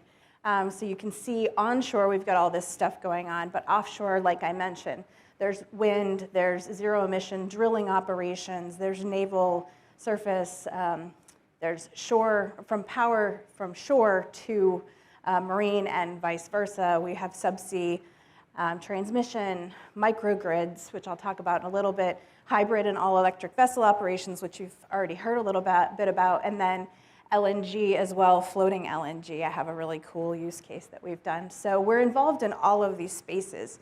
And my group does electrification, automation, and digitalization. And many of the prior speakers have already touched on some of those things. So I'm just going to advance it till it gets done all of its graphics. There's a lot here, right? So digitalization, so using lots of data to make decisions about things. We can do preventative maintenance. We collect thousands and millions of points of data. Think of it like your Waze application if you drove here, right? It's doing data analysis, telling you where to go, is telling you the traffic ahead, if there's a police, whatever. It's taking lots of data and giving it to you in a meaningful user interface, right? So we're doing that with preventative maintenance and condition monitoring and all kinds of stuff using data. Automation is the way we automate things. So think about if you have a Nest thermostat at home, and it automatically knows what your schedule is, or it even knows that you're out of the house during a certain time. If you haven't walked by it in an amount of time, it'll turn the temperature up or down a few degrees. That's automated, using the data automated. And then electrification, we've heard a lot about electrification. We talk about electric vehicles, we talk about batteries, we talk about ripping out diesel engines and replacing it with electric motors and drives. So there's a lot of stuff under these 3 letters. And just for our marine, I mean, we do onshore EAD, but offshore, you can see all the different types of vessels there where there's an application, which is basically all of them at this point. And then we have a bunch of products, which I won't bore you with around down the bottom, from gas turbines and LNG, fuel cells, sensors, power supplies, medium voltage and low voltage drives, gearboxes, et cetera. So that's kind of what's in the portfolio. So a couple of applications and implementations that we've done. I'm not sure why it's flickering. I'm not touching anything. So a big thing that is in the news right now, or at least there's a lot of legislation that's come out from the Department of Energy, is electrification of ferries. So here's an example, just a mock-up of an electrified ferry. We've been doing these for years in the Nordic countries and in Europe as a company. But now the DOE has given billions of dollars for electrification of ferries. So basically every state, including Maine, has gotten millions of dollars of funding to electrify their ferries. And we've been able to work with 11 states, and we have the most number of electrified ferries under contract in the United States right now. So they'll all be coming out in the next 2 or 3 years, depends on the schedule. But we're working with all of these states. And you can see down at the bottom how much CO2 that this could take out of the system, right? And so electrification of ferries is a big opportunity for decarbonization. Again, what's the EAD scope here? So there's power distribution and electric propulsion motors, charging and vessel connection. We've got management systems and auxiliary load control systems, propulsion systems, bridge systems, battery charging, route optimization. We talked about ways data can be used. We actually have a software suite that shows operators when they're underway or as a post-vessel view. You can look and see what were your emissions the entire way as you were underway. And maybe you need to make some different decisions on speed or different vessel operations, and you can use the data to do all of that. So that's one example of electrification and implementation. So again, you can go on the website and see all kinds of really nice videos of ferries in Norway that are already completely fully electrified and coming soon to a state near you. Another really cool thing that we're doing is electrification of LNG. So this is actually a mock-up of a facility in Canada that we've been working on. It's an EF LNG. E, electrified, F, floating, LNG. So this is actually sited at a former paper mill, and they have just completely redone the site over to be an LNG production facility. It's totally electrified, so electric motors and drives, and it's using green power with the hydro that they have in the area. So it's completely renewable source using a brownfield old paper mill. So it's kind of a cool thing. And when you look at, producing LNG this way is 86% less carbon than other traditional methods. So it's significant. Again, you can look at the EAD step, instrumentation and controls, medium voltage, low voltage drives, transformers, compression trains, et cetera, et cetera. So then we've talked a lot about the difference between two-stroke engines versus gas hybrid. So this is an LNG tanker. I included a video, I think is up on the website for this talk that we're having. If you want, it's like a 2 or 3 minute video, and it really talks about the propulsion mechanisms for this. A little bit hard to see up here, but we've partnered with Maritime, DNV, Fernley, and of course Siemens Energy. And this is an LNG tanker, and what it does is it shrinks the genset down so you have additional space for the LNG, and it's much more decarbonized. So it's got it's a reduction in freight costs, it's a reduction in CO2 emissions, a reduction in noise and vibrations, and increased cargo capacity, a whole bunch of stuff, benefits there. So then I wanted to talk a little bit about new technologies. I'm a big technology geek. I like all kinds of new technologies. So these are technologies we're working on implementing now. And maybe there's a slide for each of them, so I'll just skip through. So this is what we call blue power. And so this is basically a floating decentralized power grid for marine applications. So this can be floating out in the ocean wherever, and you can come in and dock whatever vessels you need to. So you don't necessarily have to come to shore, but there's actual power generation happening out at sea.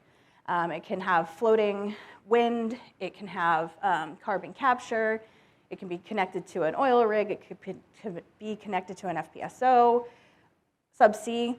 There's a bunch of things going on here. So this is something that we're working on now that will help. It can have between 100 to 750 megawatt power plant basically at sea, as decarbonized as possible.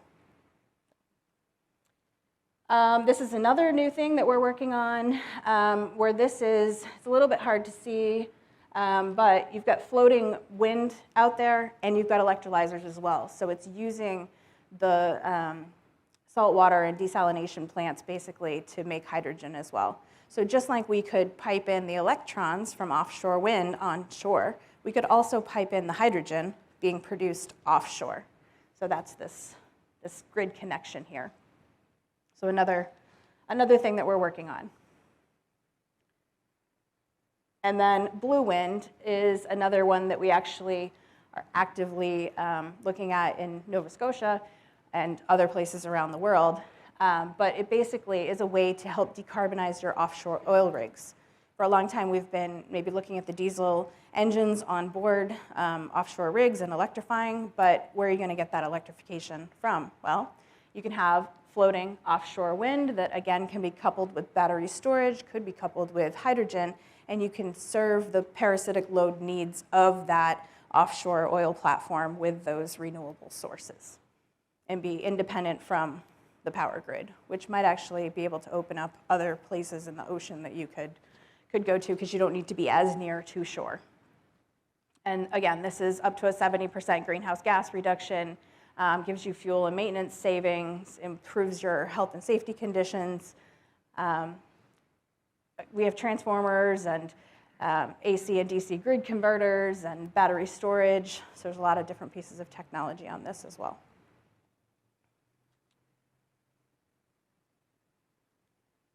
And then as far as implementation, and from an international perspective, and I wish in my bio you heard actually from Canada to Argentina, and I got one of these this slide from a Norwegian colleague, so he was thinking more Europe, I was thinking more Americas, and I need to redo some slides here to look at the Americas, but you can see in Europe, we've been implementing a lot of this stuff for a long time. And we all know that offshore wind in Europe is far more advanced than it is here in the United States. So that pairs into some of it, right? So back as far as 2007, we've been working on offshore wind, offshore microgrids, offshore platforms. And so you have to go all the way down till 2025 when you finally get number 26 over here, which is Sunrise Wind, which will be a 924 megawatt offshore wind, which we're installing the wind. We also have the offshore collector substation, the high voltage substation, and all the medium voltage stuff inside that substation as well, floating out. So that's under contract already, and more to come on that list. So we're already implementing it elsewhere. You can see that from a European perspective, they're further ahead of us on this conversation, but we'll catch up. And I think that might be my last slide. Yes. So thank you very much.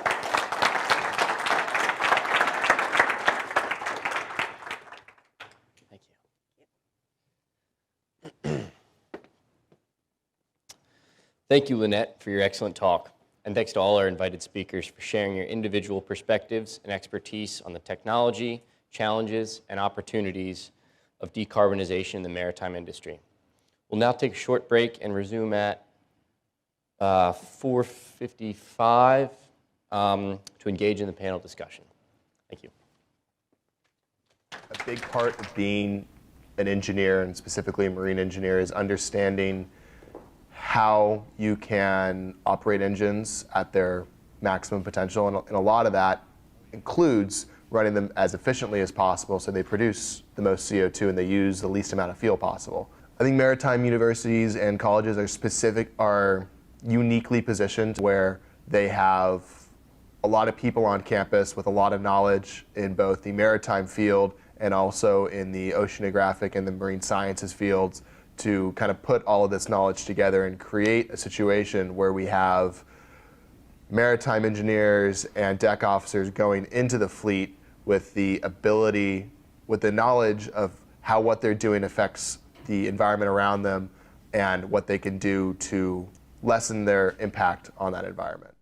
So my career is hopefully as a future scientist, but also working as a deckhand, possibly even on research vessels. So I think what decarbonization means in the world of marine biology combined with vessel research is to lower emissions so that we can be more proactive and focus on, kind of preserving the state of the ocean that we have currently and focusing on implementing research into those areas and hoping to kind of gather more conclusions on how we can reduce emissions and meanwhile also focus on preserving our fisheries. So I've grown up in coastal Maine my whole life, so the Gulf of Maine is, pretty important to me. I have a lot of family members in the fishing and lobster industries, family and friends. This upcoming generation or our generation of fishermen are going to be seeing these changes and be impacted. Decarbonization to me is something that's going to be affecting me now as my undergrad career comes to a close and as soon as I leave and enter the industry. And I think the biggest thing for me is making sure that throughout my career and throughout my classes that there's that underlying goal of, hey, I want to impact this industry in this sense, and I want to make sure that whatever job I have is impacting the decarbonization of this industry, and I want to make sure the others around me are aware of the issues and are maybe having similar mindsets to me in this respect. There's a lot of innovations and technologies that excite me right now about the maritime industry, and I think it's not that there's a specific one that excites me, it's just that there's so many and there's so much interest. We have a lot of climate issues right now in the maritime industry, and I think the most important thing that we can do as students in MMA is just make sure that everyone has all the information out there and available to us on this campus at their fingertips. Decarbonization, it's a very big topic, and we all probably have our own ideas of what it means. For me, in the oceanographic field, it means using our resources as effectively as possible, as well as being mindful of what the human impact is on our environment, and that means the world and our global ocean as a whole. Universities and colleges should definitely be paying attention to climate change, as it is in our best interest as students to be educated on the whole topic of climate change. I think what gives me hope is the student-led aspect and the fact that it's conveniently right here at Maine Maritime Academy in Delano Auditorium. That gives me hope, that it's right here. Decarbonization is very important to me as I enter into service in the United States Navy as an officer, as it's very important to protect our environment, as we only have one planet and we need to preserve it and make sure our future generations can thrive as a society as we do continue to do today. There's much innovation to be made still in creating green technology and improving the sustainability of our maritime and naval fleets. So I'm looking forward to a greener future where future generations can thrive on our planet. In my career, decarbonization means taking steps to reduce carbon emissions in every way possible, investing resources in creating more efficient fuels, as well as taking navigation practices to reduce overall fuel consumption. I believe that maritime universities can address climate change by making it a part of the curriculum from freshman year all the way through taking the Coast Guard exams your senior year. I am excited that there is a group of experts coming to our campus because it shows that there is hope to decarbonize the future and that there is a real hope in creating progress. And it all starts with bringing people to raise awareness, and I could not be more excited. I think, you know, the mission statement for the event speaks pretty clearly to why this is a student-led event. You know, one of the core goals is to develop student-led discourse and a continued conversation. You know, I think if we can perpetuate that, that's how we can really make change at school and in the industry. I'm really excited to see the maritime industry kind of evolve into an age of automation and electrification. I think that's going to, you know, play a huge part in the decarbonization. We're already seeing it. There's nuclear potential, and I think, you know, we're going to see that play out, and we're going to see whether or not that's viable, you know, within our career. Kind of what this event is all about is talking about, you know, what the industry is going to look like as we're beginning our careers. I'm really hopeful, and I think it's going to be a challenge, but, you know, that's why I'm here. That's the whole point. I'm looking to you know, get an education and then contribute to an industry where, you know, we can make great change and we can, you know, further the industry, but also just society in general, you know, make it a more sustainable and equitable world. And I think this is a great first step.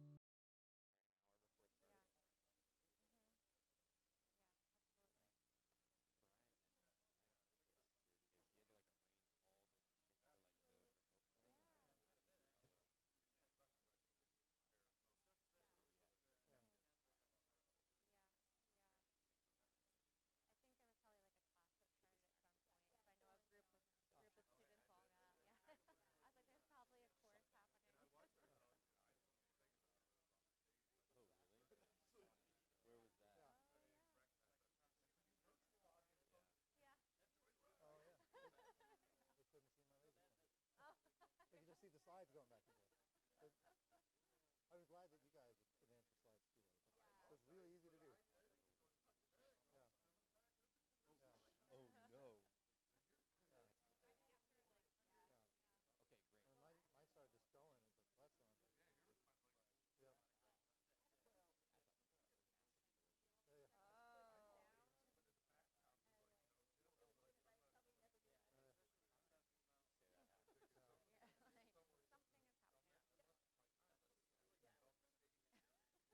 And mine started just going. It's like, that's on.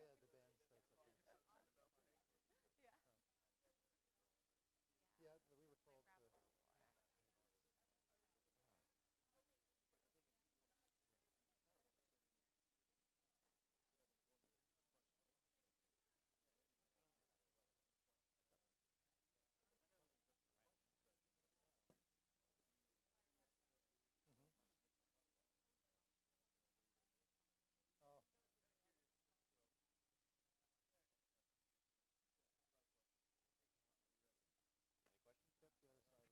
I don't know yet. Figure it out.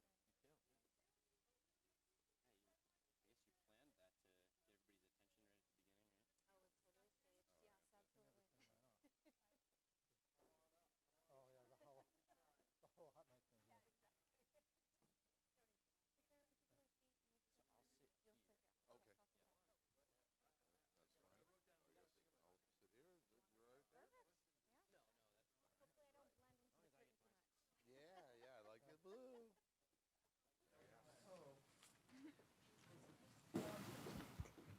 Okay. All right.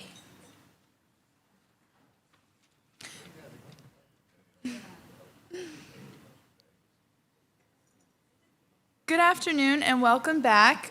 The next portion of this event will be question and answer panel with our guest speakers. These questions came primarily from Maine Maritime Academy students.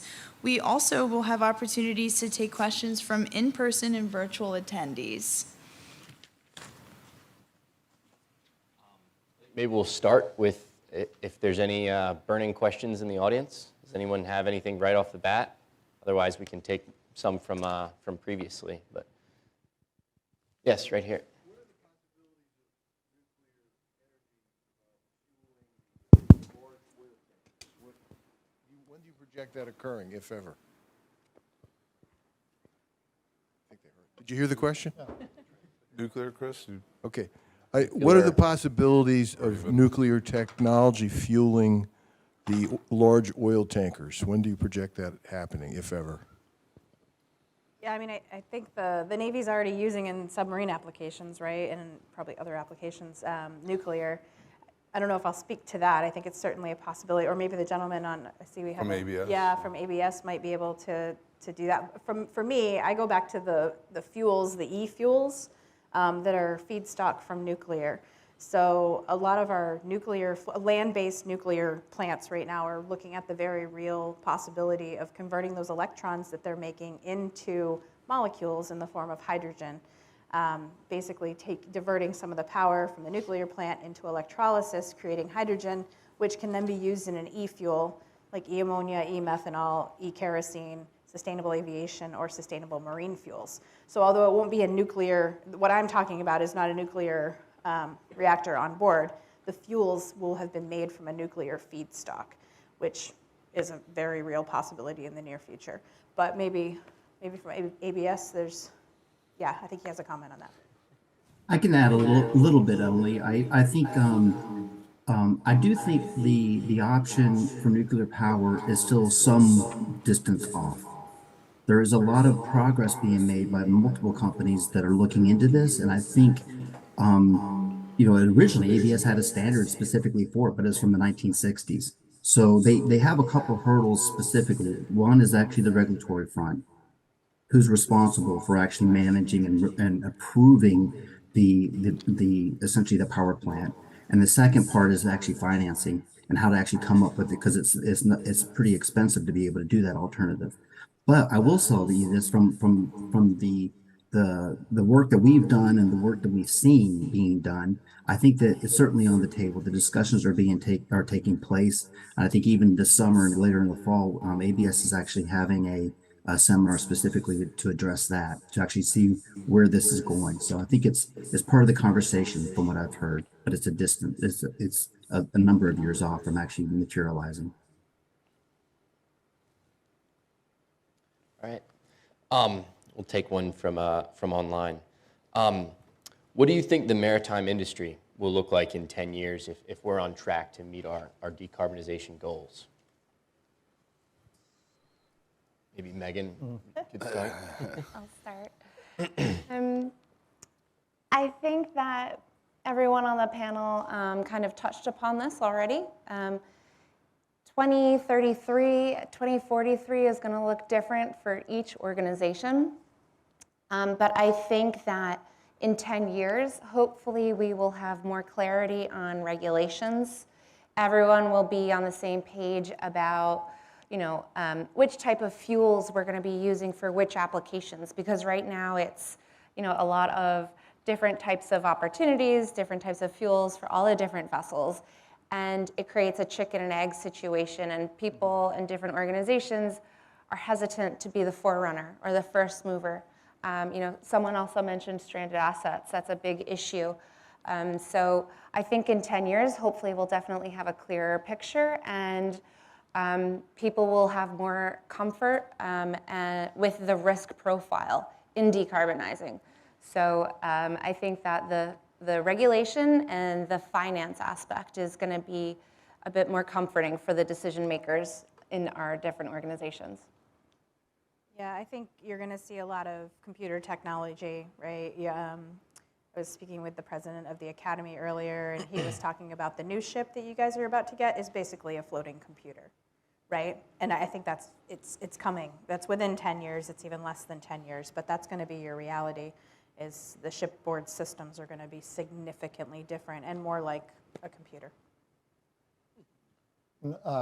I think that one of the first things we're going to see is, the ports and the ground-based pieces are being electrified quickly. I think that's going to have a halo effect on, at least on the nearshore part. So we already alluded to the fact that there are ferries being electrified everywhere. I think that's the first things that we're going to see immediately. And then, to your point, what has to happen, it's like no one wants to be the first mover. No one wants to pick winners and losers. But someone has to. If that doesn't happen in the next decade, that we really say, this segment, this powertrain, this fuel, then we're going to be waiting and waiting and waiting. And that first inflection point just never happens, right? You have anything to add, Jim? Or? Yeah, and I agree with all the comments already. That I also believe that it's going to be varied. Once again, there was a question about large cargo handling vessels.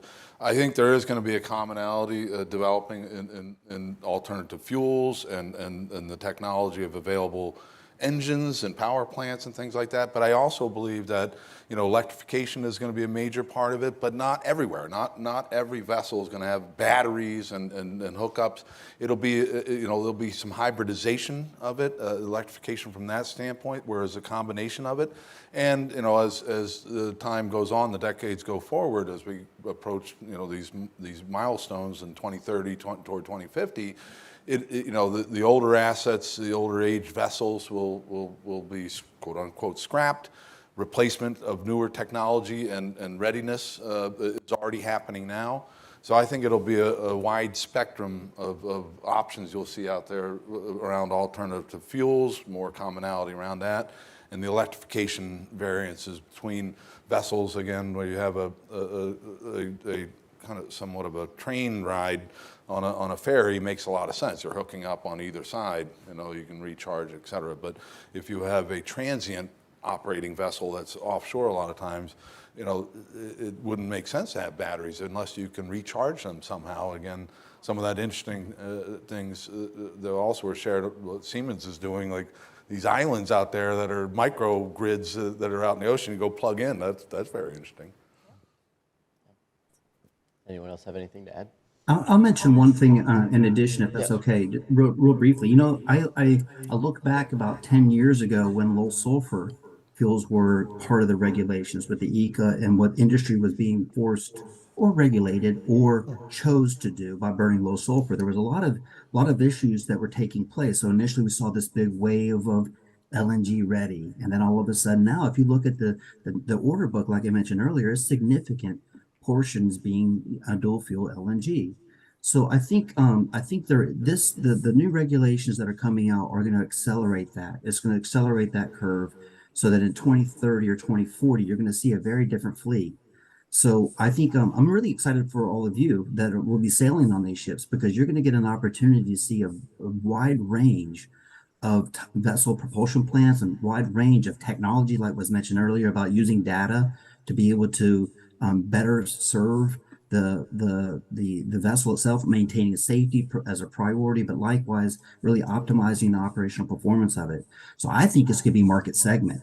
I think it'll go down to, if you're a container vessel on a liner trade, it may be one thing. If you're on a ferry, you're working on a large ferry that's going a consistent route, you're going to see a lot of electrification, and eventually you probably will see some significant alternatives like ammonia and hydrogen and fuel cells and nuclear, et cetera. So I think I'm excited for you all, because you're going to get to see it all. Yeah. Thank you. I'm curious, you said nobody wants to be the first one because there's an inherent risk in financing. So is the government providing any sort of subsidies or seed money, and are companies like ABS and Siemens and all, are you doing any philanthropic outreach so that somebody's willing to be one of the first ones in case it fails? You want to take it first? You were mentioning, like, the Department of Energy, funding a lot of electrification, a lot of these ferries here in the United States. I think those are going to be quickly adopting because of that subsidy, if you will. Other companies are going to try to figure out, again, on point with Megan, what their journey is. I think it's early on in this transition, and so they got to set milestones, understand their fleet, really collect data, as mentioned, really understand the vessel profiles. What is going to be the right solution to be the lowest carbon emitting operating fleet? And by what methods can they achieve that? There's going to be, and then it also is going to be a measure of CapEx versus OpEx, and the viability of those upgrades, if you will. But newer vessels are going to adopt newer technologies. I think it's also from a serviceable standpoint that they're going to have consideration, life cycle costs, and all that. And it's fresh and new. It's a journey that's going to be determined over time, but funding certainly will be a part of it, I believe, for first adopters particularly.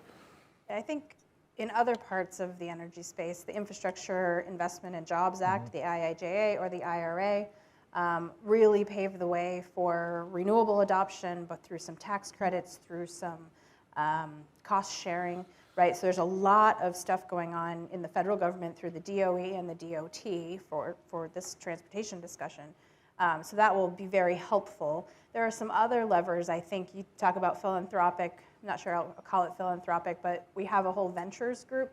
And so we work with other venture capital folks. So like Breakthrough Energy Ventures, which is founded by Bill Gates. He really, as I think we're all aware, really into a lot of these environmental and energy considerations. And so we're part of that ecosystem that he's created to mentor. So we give in kind. So like, rather than giving money, because Bill Gates doesn't need our money, he needs our expertise, right? So he has a lot of founders, venture founders that have started up that are incredibly bright, mostly young minds who are solving some of these problems. They just don't necessarily know how to stand up a business or business operations, et cetera. So like I mentor a founder through some of those business growing pains, right, in kind time of mine. And they need those types of, we mentioned earlier that this is such a big problem, we can't do it alone, we have to do it together, right? So we have to set aside our differences as competing companies and organizations and whatever and really get together and work together. So that's kind of the way we're doing it. I wouldn't put that in philanthropic, it's not just a straight out donation, but it's an in-kind expertise donation, if you will. And I would add that from Blue Sky's perspective, we are looking to match our member organizations with those public funding opportunities. So we're trying to build up like a matchmaking system right now that, let's say the DOE releases a grant opportunity for an AI company. Blue Sky would note that, and we'd get them in touch with our AI technology member organizations. And so we're trying to be a facilitator in that way. Another way that Blue Sky is trying to tackle this funding issue is we are tackling the entire value chain. We're inviting everyone to come and be part of our organization, and that includes financial firms. So Wells Fargo just signed up to be a member. We're in touch with JP Morgan Chase. We're also looking to include insurance companies in the conversation. Not because we're trying to get them to give us money or great insurance policies, but because we're trying to educate them on this new technology that we're all learning now. Because if those folks that are providing the loans or creating the insurance policies, if they're as up to date on the information and the data as our member organizations, then we can all move forward together, and we can maybe not necessarily have to rely totally on the public funding. One thing I'll say, it doesn't exactly answer your question, but just feeding on this, that within government, one thing I'm seeing in the last few years, which is really promising, is that the Department of Energy and the Department of Transportation and EPA are all working together. I mean, they're big bureaucracies, right? So there are hiccups, but they're working together in ways that I've never seen before, and finding new ways to address the questions that can't be stovepiped. And so I think that's promising. And I see it mostly on the ground side, but it's paving the way for how these programs can then spread out into aviation and marine and in rail. So it's an exciting time. Roy, are you able to speak to how ABS fits into this from a Sure. practicality standpoint? Yeah, sure. I think you guys covered it very well. I think from ABS's point of view, we're a not-for-profit, so we're not going to fund a program. But what we do actually offer is a lot of research and technology that we would be able to bring to the table. And working with Blue Sky Maritime, of course, is very important to us. And bringing those parties together. I think from my personal perspective, I see Europe has always been a little bit ahead of the U.S. and North America with regard to government funding. I think the Inflation Reduction Act does make a difference. I think there's a lot of conversations that are kind of stemming some funding. But if you ask the owners and the operators of the vessels, it's certainly not going to be enough. And for them to, like we mentioned earlier, an economically viable solution right now. So I think a lot of it is going to be these coalitions that people like Blue Sky Maritime are putting together to make it in the interest of each company. Everybody has to have their own vision, their own commitment. And so if that fits well together, then you can really put together some of these green corridors and some of these other alternatives that are coming our way, I think. So I think there's a lot to there, but primarily ABS is also doing a lot of the work on the research and technology side. Great, thank you. Yes, Professor Garrett. Oh, you do. Thank you. So you've all talked a lot about funding. Obviously, I mean, money is necessary for this. One of the things picked up by Europe was that the need to put a price on carbon emissions. Credits. Canada has recently done this. As you know, the U.S. never has, except to some extent if you could take what we have here, which is the carbon emissions from electrical generation. At this point in time, do you see that there would be value in putting a price on carbon emissions? And if so, because many of you talked about not the emissions at the kind of tailpipe end, but the emissions through the process of getting where we're going, do you see that has a place? Yeah, I think it has a huge place. I actually had a couple different splinter conversations earlier. I think we as societies do it differently, like you mentioned. Europe has carbon taxation. We haven't yet. I mean, Boston and Bordeaux, that stuff, Chicago, Philly, some of the major cities are looking at some city taxation for carbon. But I think it comes down to ultimate accountability and figuring out how do you actually quantify that. You mentioned the different systems and how do we actually measure it. Until we all agree on a common accounting for that, I think there's going to be litigation to say we can't actually tell where the carbon's coming from. We're actually working on a blockchain technology to really look at where did that carbon come from and was that a green electron? I mean, that's a big problem to solve. But there is blockchain technology looking at tracing electrons and molecules through the entire system so that you can answer the question as to, did I produce a green electron? Did I buy a green electron? What did I do with it, right? And until we get to solving that level, I'm not sure we'll effectively be, I think we should, but I think there's litigation and problematic accounting around it that's stopping us. Good point. I absolutely agree. And Blue Sky Maritime Coalition, we actually just published a paper about carbon credits and carbon taxation in maritime. So I welcome you all to go to bluesky-maritime.org, click on the media page and check out that recent report. But one of the key takeaways from that paper is that it's a great concept with the items that Linette just mentioned. And on top of it, it can't be fragmented. You can't have a carbon credit or carbon tax program in California and Maine, but not have it in Texas. It has to be holistic in order for it to really be effective. We'll do one from the script here. As Maine Maritime Academy students entering the industry, we're going to face opportunities in decarbonization and the challenges of climate change. What are things that we can do as third mates and third engineers starting out to really promote these solutions? I'd like to say what Megan said in the beginning is lead with curiosity. I mean, here you are at a wonderful Maine Maritime Academy in such an experiential learning environment and doing discovery. You know, even when I was here many decades ago now, that when I'd get on board a ship, you know, for safety first, I'd understand my exits and all these things, but then I'd try to understand the systems. I'd go down and trace out lines, where the valves are and where shut-off points are, how the system works, how it's integrated. And I think that would be a big part of your leadership curiosity going forward into your careers when you join these wonderful organizations that you'll be a part of in your future, is to understand if it's a maritime business, you know, the fleet, how they're made up, the profile, what type of engines, the age, you know, what is their journey, understanding what have they set for a vision for their organization, and then you share ideas. Don't be fearful, you know, think outside the box with ideas, but do it based on a data understanding, doing some research.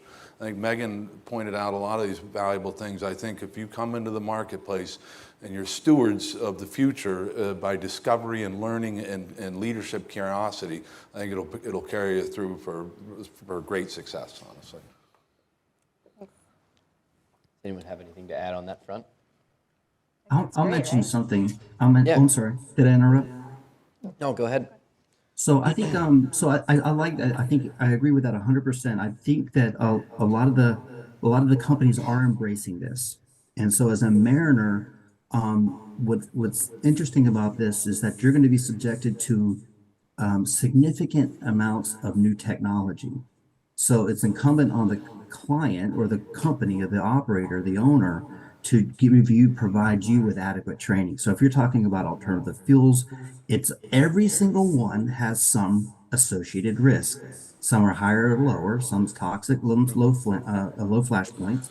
So each one has a different inherent risk that can be mitigated as long as the owners and operators and mariners understand what's actually what they're dealing with. So I think I would embrace that training. I would embrace those alternatives so that you guys actually have the opportunity to really see it in action, seeing the vision of net zero being worked on. And I think so that's part of it is I would say is that embrace those alternatives. The second is behaviors. I think number one, we're mariners. You got to have safety first, like was mentioned earlier. You have a job to do, so do your job. But also mentioning is that you have to have the conversation of for this company. There's virtually everyone that I've talked to recently has this on the forefront. They're already doing ESG reporting. They're already engaged in this. So if this is important to you, find out from the company how important it is to them. You know, and so take that and then you can use your behaviors, essentially, whether it be on the smallest scale to the largest scale of actually being maybe a proponent of something that you think can make a difference, even on board the vessel or as part of the SMS or part of whatever the case may be, is you can make a difference is what I'm trying to say. But do your job first, you know, but then see where your passion takes you to be able to make improvements for the ship and the company. I'd like to add to that. That's a great point. If you're able during your job search, you know, ask those questions, but also be selective. I know that there's a lot of pressure as you're graduating or as you're looking to transition jobs to get a job. But if your personal values don't align with the company's, or if the company's culture doesn't align with something that's going to make you comfortable on a day-to-day basis, we spend a lot of time at work. 5 days out of the week, and it's much more than 9 to 5 often. So make sure that the company culture, its mission, its values, the way that it manages interpersonal relationships and the work that it's doing sits well with you.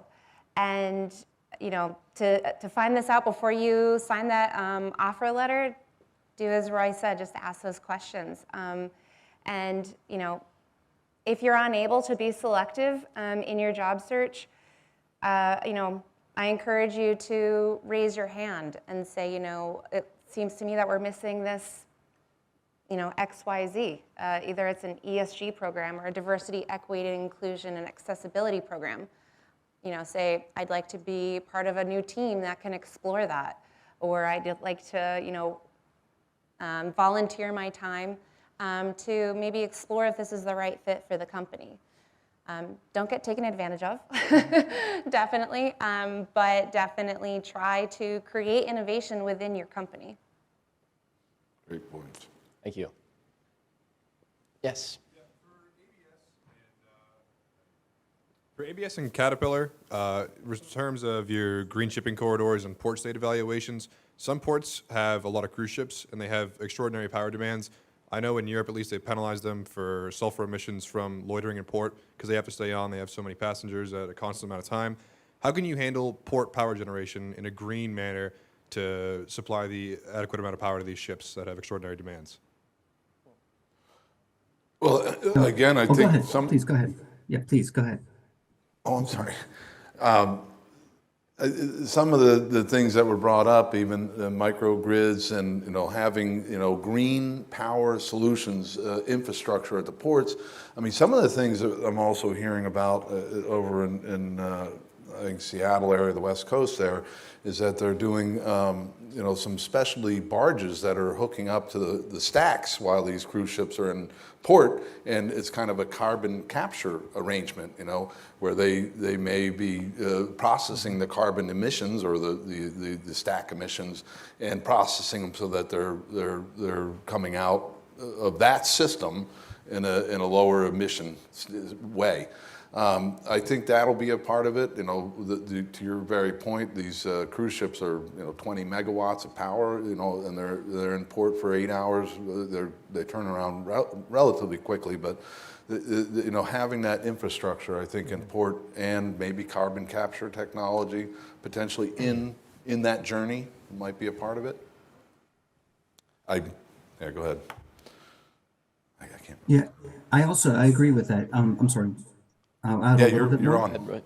Okay, thank you. I'm sorry. So I would agree with that. I think that part of that, the infrastructure development is a critical piece to it.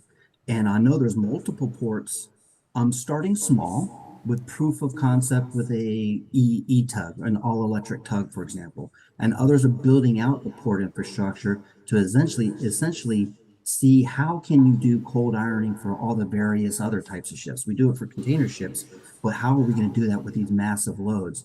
And so I think that's in the process. I think that's in the beginning stages of what each of these ports are going to do, and each port has a different need. So I think that's really that's under development. I think Megan may have a little bit more to say, maybe on the green corridors and maybe some of the work that's being done there, because I think Blue Sky is very engaged in it as well. So. Yeah, thanks for bringing that up. So Blue Sky Maritime Coalition is a first signer in the Pacific Northwest Green Corridor. So we are one of, I believe, about 20 organizations. We've all agreed to a charter that is focused on the cruise industry. And it's focused on clean transportation between Washington State, Alaska, and British Columbia. So the charter was actually just executed a few weeks ago. I think that it's going to be published very soon, but this is a great starting point, and we're focusing on the cruise industry specifically in that area because it is the most trafficked cruise route in the world. And post-pandemic, I think Sitka, Alaska's cruise traffic was multiplied by 3 digits. So it's really important for that area, and it's really great that we have this initiative coming through. Chris, are you able to maybe speak to port infrastructure as well? Well, yeah, so I was going to say, I think this is part of that halo effect I was talking about, that as ports, and I'm thinking now about shipping ports, but it should apply to cruise ports as well. As the onshore piece needs to get electrified to decarbonize their operation and move freight out of the ports and the drayage operations, they're building out this infrastructure, so they need to size it. And They're going to have to increase the amount of electricity that goes in. Utility companies actually love the idea of selling more electricity. They just need to build the infrastructure up. And so that's not something they can do immediately overnight. But as they're planning for that and say, okay, not only are we going to have to charge drayage trucks, but we want to get the sulfur emissions out because we're tired of creating asthma and illness in all the people who live in the communities around the port. So the ships that are coming in are going to be increasingly required to be electrified while they're in port or they're near port, or they're going to have to be pulled in by electrified tugs, and all that infrastructure is going to have to get built out. And that's one of the reasons why I think this is the thing that we perhaps see first, because that infrastructure is already going in for a lot of reasons. It's being driven by building these things. So, I think we will see that halo effect of electrification for nearshore operations, even if we can't. We're not going to put enough batteries in a cruise ship to get it, but 20 megawatts. But if the onshore can, when it's nearshore, if it can be run on shore power, if it can be pulled in with an electric tug, then we can mitigate a lot of those emissions. I think there's no energy transition without transmission. Yeah. Right? And so we've seen what happened with just Amazon, for example, right? They bought a bunch of electric vehicles and they're going to charge them up at their distribution centers wherever. Well, at first, when we started this electric vehicle journey, they didn't necessarily talk with the local utilities to make sure that if they draw that load at nighttime, what was going to do to the grid? Were they going to, explode a substation? Was there enough power coming there? What happened? And so I think from the electric vehicle industry now, we know better, and so we can leverage that lesson learned. But I think some of the money that's coming out of from the DOE, the DOT for electrification of ferries. So the ferries have been cleared the way for electrification, but we haven't necessarily got the shoreside infrastructure. And just a transformer right now can be a 2-year lead time item. So we're going to have these ferries ready to go, but the shoreside infrastructures cannot physically catch up to it. And so we're a little bit chicken and the egg. And we also have all these different ISOs and utilities. So it's not we don't have one national grid. And so all of these individual grids are going to have to look at their infrastructure investment for that, and it's all going to be different, right? So it's a mismatched system right now, growing pains. And to be self-serving, I could advertise some of the capabilities we have at NREL. One of the things that NREL does really well is modeling grids, and we can actually emulate just about every grid in the U.S., and we've got the capability of doing experiments on equipment up to 20 megawatts. So we're not going to bring a ship in, but we could build all of the relevant components and then emulate. Digital twin. Yeah, what if we put this hardware in place with this grid, what will happen? And then we can, through the emulation environment, say, well, this is the North Carolina grid, this is the South Dakota grid. South Dakota is maybe not the best application in this case, but places, and you can see really what will it happen with this grid, with its load. Will it affect the, is it going to affect the voltage or the frequency, and what are the impacts going to be on the grid? And then work with the utilities to say, if this is what's going to happen, this is what you need to do and to be thinking about doing. We have the ability to do a lot of de-risking of those kinds of technologies with some of the DOE investments we have to do, like I said, up to about 20 megawatts with real-time grid emulation and all kinds of things. So anyway, am I allowed to advertise? Yeah, go for it, by all means. Absolutely. May I say one other thing, one additional thing? Go ahead, Roy. So you guys brought up a really interesting point, and I think that's one of the biggest challenges is it's regional. And so regionally, everyone has a different solution. And then if you think globally, that's where the ship owners and operators are really trying to struggle. So the way I see it is like you had mentioned British Columbia. There's a lot of hydropower there in Canada. So that's a natural location for green energy that if they can transmit it to the port, which they're working on, same thing in Seattle. They're all been, I think Washington State Ferry's been looking to do this for a decade now. If they can do that, they can bring that hydropower to port. It's a great solution.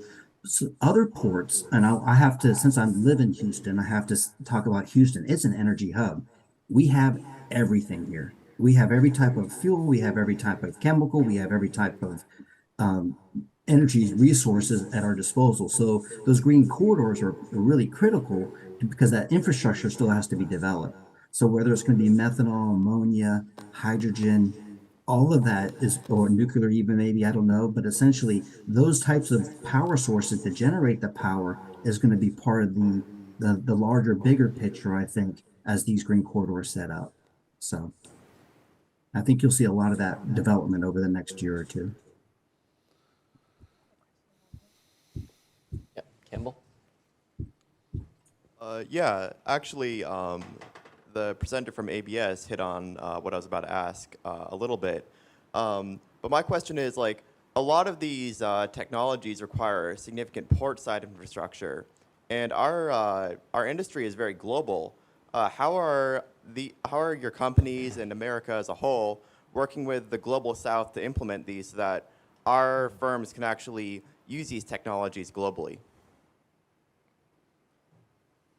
I mean, we're implementing, when we talk about the global South, right, South America, we have South American navies and vessels and all of ferries and everything, just like we do here in North America. And we're doing a lot of those electrification and decarbonization projects with them as well.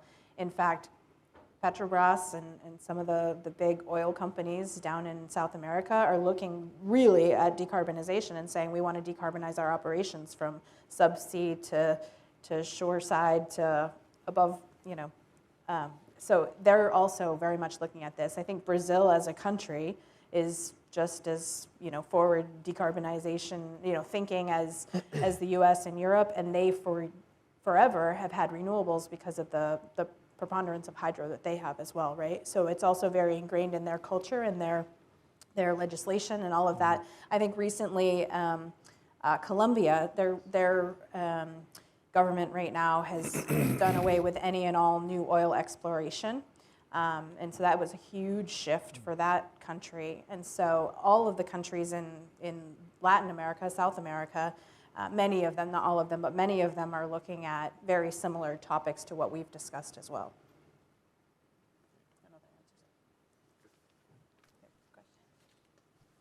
I can mention, oh, I'm sorry.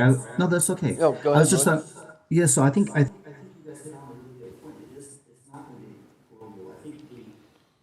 we haven't really talked about is if you talk to certain companies, some oil majors and some others globally, the carbon capture continues to come into the discussion, whether that be shoreside or on board. So there's a lot of owners and operators that want to burn low sulfur fuel and capture the carbon at all different scales. Right now, the technology is improving. It still has probably a long way to go for some of the larger vessels, of course. But I think if you think globally, that is actually in the discussion as well. Ultimately, all fuels are acceptable or usable. You capture the carbon, you transmit it, and you use sequestration to actually address it. And maybe that's going to make a big play in the future. The trick to all these different fuels is that it has to be scalable. If it's not scalable to make significant quantities, then the fuel source is going to run into trouble for infrastructure-wise and support from all the makers. So that's one thing that came up during that conversation. Go to Arden here.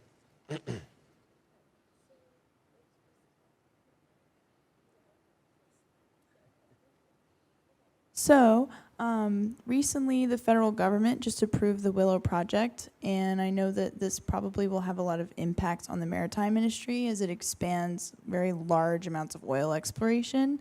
So I was curious if you guys had any knowledge on that or any input on that. They just opened the Alaskan Federal Reserve for oil exploration for ConocoPhillips and probably every other maritime global company that's interested in oil, which is all of them. So yeah, if you guys have any input on that or know anything about that, I'm just curious. Saw it in the news, but other than that. Does anyone have anything to add there? You stumped us. I wasn't aware. Yeah. Yeah. Oh, he can't see me. You have anything, Roy, there? No, I really don't. I apologize for that. I don't know the background enough to really see what the implications would be, so I can't comment on that. Sorry. Take another one. It's on. Okay. As we talk about things like power generation and just the sheer size of ships that increase from a layman's perspective, and by that I mean a decky, why isn't nuclear more in the conversation? And would it become more in the conversation as carbon penalties increase? Can we talk about that? A cruise ship that's getting huge with all of its power needs would seem to be a no-brainer for some kind of a nuclear plant, or am I missing something there? Yeah. Do you want to maybe start with that, Roy? Yeah, sure. I'll try. Unfortunately, like I mentioned earlier, I don't have a lot of the background and the details of the technology. I will tell you this though, it is being considered. Like I mentioned earlier, it is on the table. My recent understanding is essentially the hurdles that they're running into is the regulatory framework is intended for a nuclear power plant for shoreside. So everything that you would have to do to actually develop a nuclear power plant, right, is very different. And this technology that they're using for onboard is very different. So there's a lot of learning curve and regulatory changes that have to take place in order for it to make to be able to get past that regulatory framework, which I think they might be able to do over time. So I think that's kind of what I think the initial hurdle is people think of a nuclear power plant shoreside and the safety implications that are associated with that, the byproduct and waste that's associated with that. This is very different. What they're discussing here on board is very different from my understanding, but they still have to get through that regulatory hurdle to show that for this size and for this technology that they're using, that it is safe and it can stay within the scope of the vessel, not necessarily have a very large implication to a port, for example, or something like that. So I think to answer your question, it is being discussed, and why it's the biggest hurdle probably right now is education and regulatory framework. Education being us, the communities, the public, things like that. To kind of, stay on that about education and training. What role as industry representatives and broad picture representatives, what can maritime academies do to better train mariners for the changing environment, especially with respect to carbon emissions and climate concerns? I mean, I think the facility you guys have up in Bucksport, as it's about to, have a bunch of installation of simulation and stuff, I think that's a really good start, right? I already spoke that we can't do this alone. We've got to all get together, and I think y'all should train on every simulation you can get your hands on so that when you see all those different types of things in the field, you're already ready for it, and you're not entrenched into one specific type. So I think a broad education of multiple types of systems. Yeah, and I think, the energy is going to be a lot less, monolithic, right? There's going to be lots of different things. So I think expanding skill sets. So I think knowledge of various energy storage and electrical systems and microgrids. Every ship must already have a microgrid of some sort, yeah.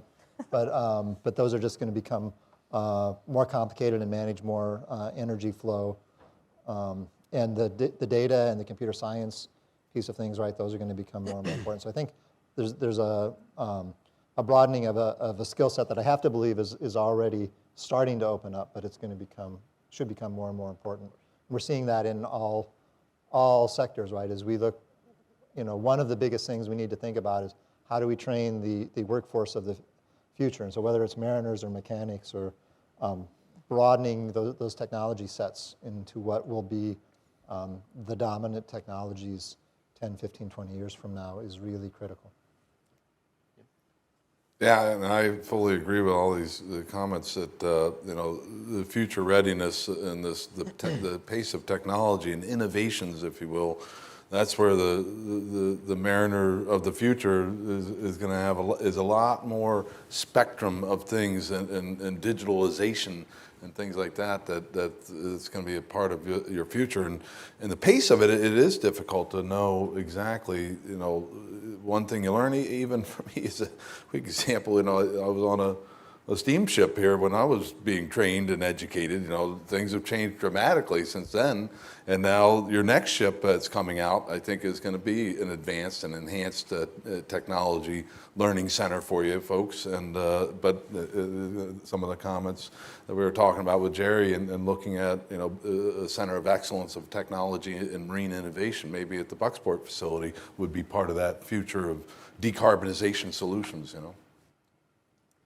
And to add on to everything the fellow panelists have said, in addition to being trained in many different simulators and technologies, I think it would also be very useful to generate more of a culture of being ready to transition or pivot, normalize, maybe not shifting careers, but shifting focus and specialties in year 25 of your career.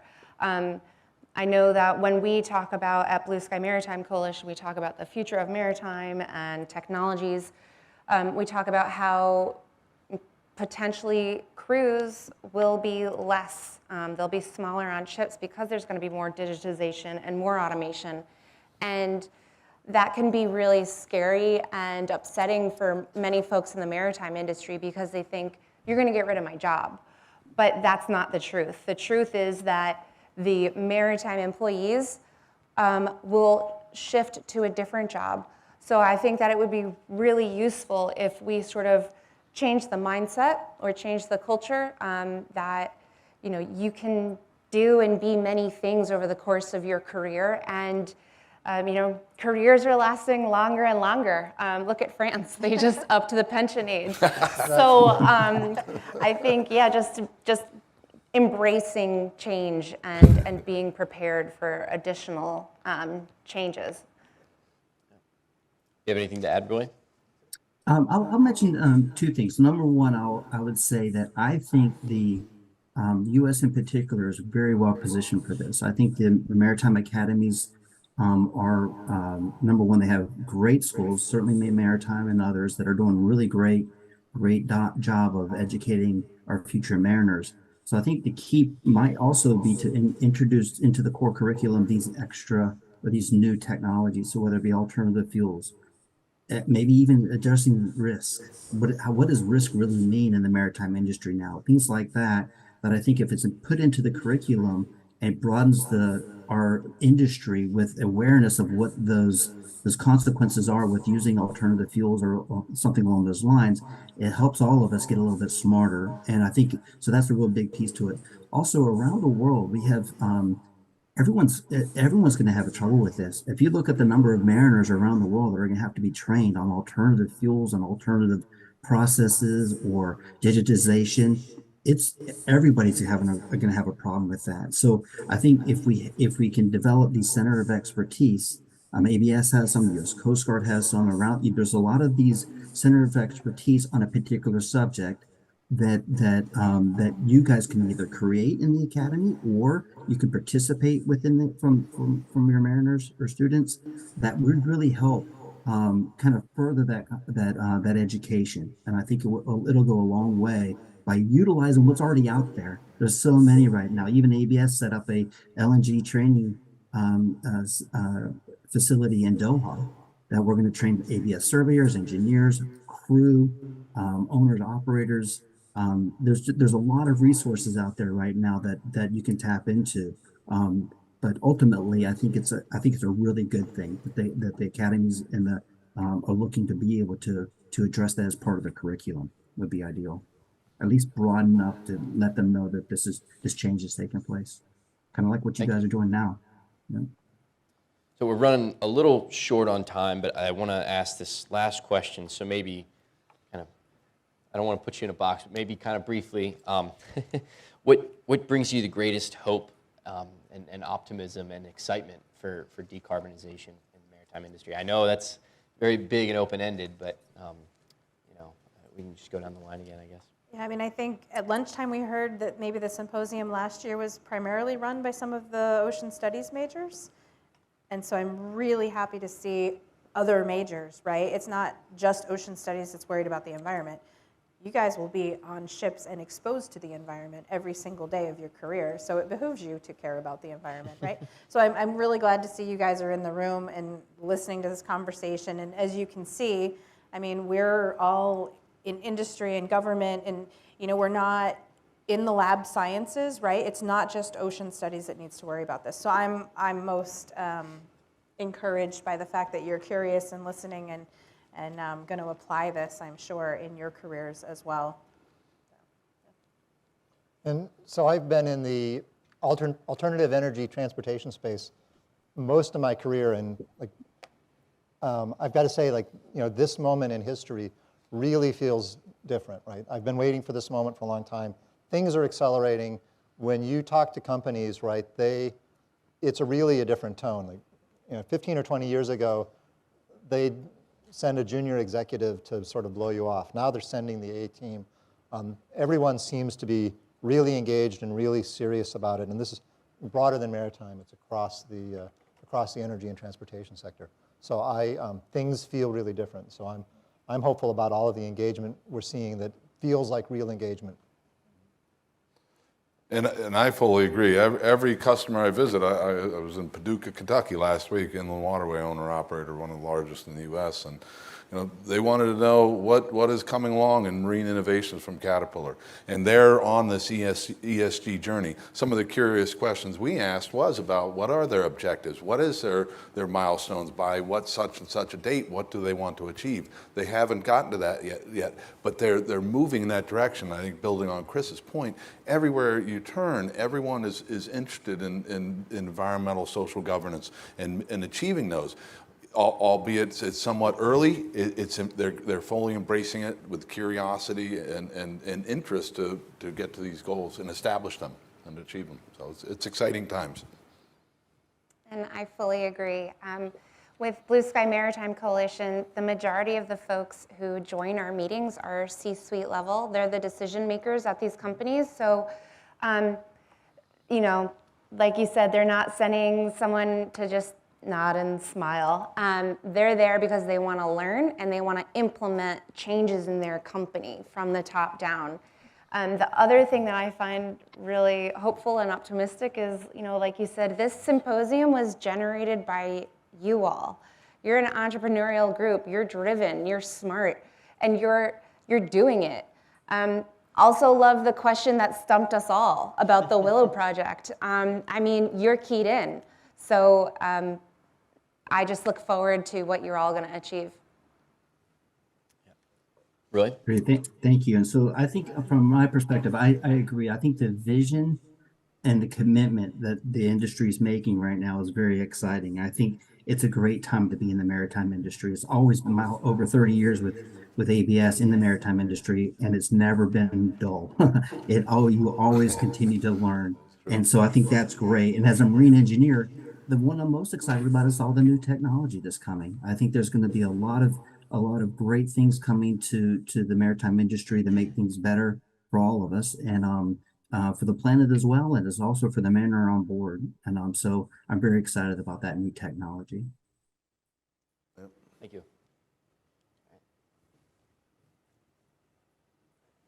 I just wanted to say I would like to thank everyone for their questions and the bright minds of our panelists, speakers for their responses. This exchange of ideas is extremely important to the Maine maritime community, so thank you all for your time in attending this event. And I would like to thank Robert for moderating the key discussion and for your contributions to this event. I would also like to thank Jean Ann Pollard, my apologies, for contributing her artwork, this is her painting right behind me. And if you attend the reception, you'll notice her artwork is posted there as well. Thank you.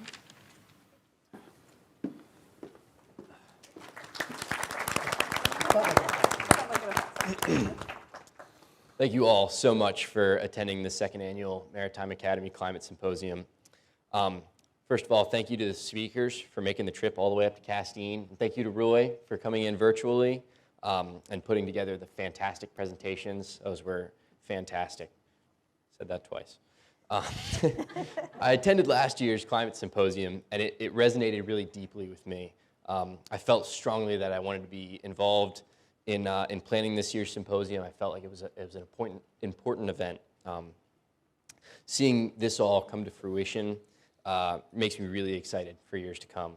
I'm particularly excited that we were able to involve several MMA alumni with different backgrounds, especially to provide some great perspectives. I'm extremely thankful to have had such a fantastic group to work with in putting this event together. First, I'd like to thank Tristan Walker. For those of you who know him, you know that he was the catalyst for forming this event for the first time last year. I feel really fortunate to have had the opportunity to kind of carry on his vision in planning it this year. I'd like to thank Brian Wolf from IT and Professor Carrie Whitaker for their enthusiasm and support in planning the symposium. Without them, this wouldn't be possible. Brian is back behind the curtain making all this work, and it's not easy, so huge thank you to them.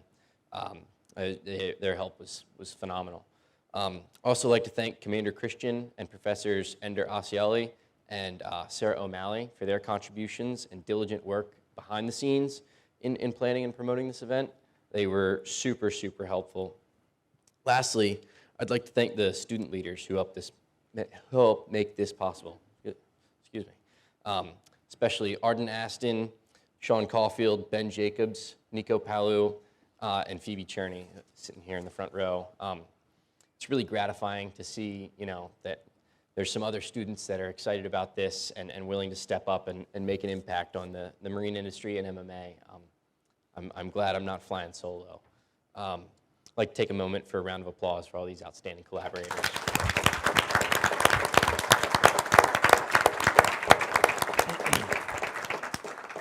So for those of you attending the reception, it'll be held in the Wyman House, approximately due west? West. Engineer. Immediately following the reception, or immediately following the conclusion of this event, excuse me. So there will be student representatives to escort our off-campus guests dressed like I am. Appreciate your time and support. Have a great evening. Good job.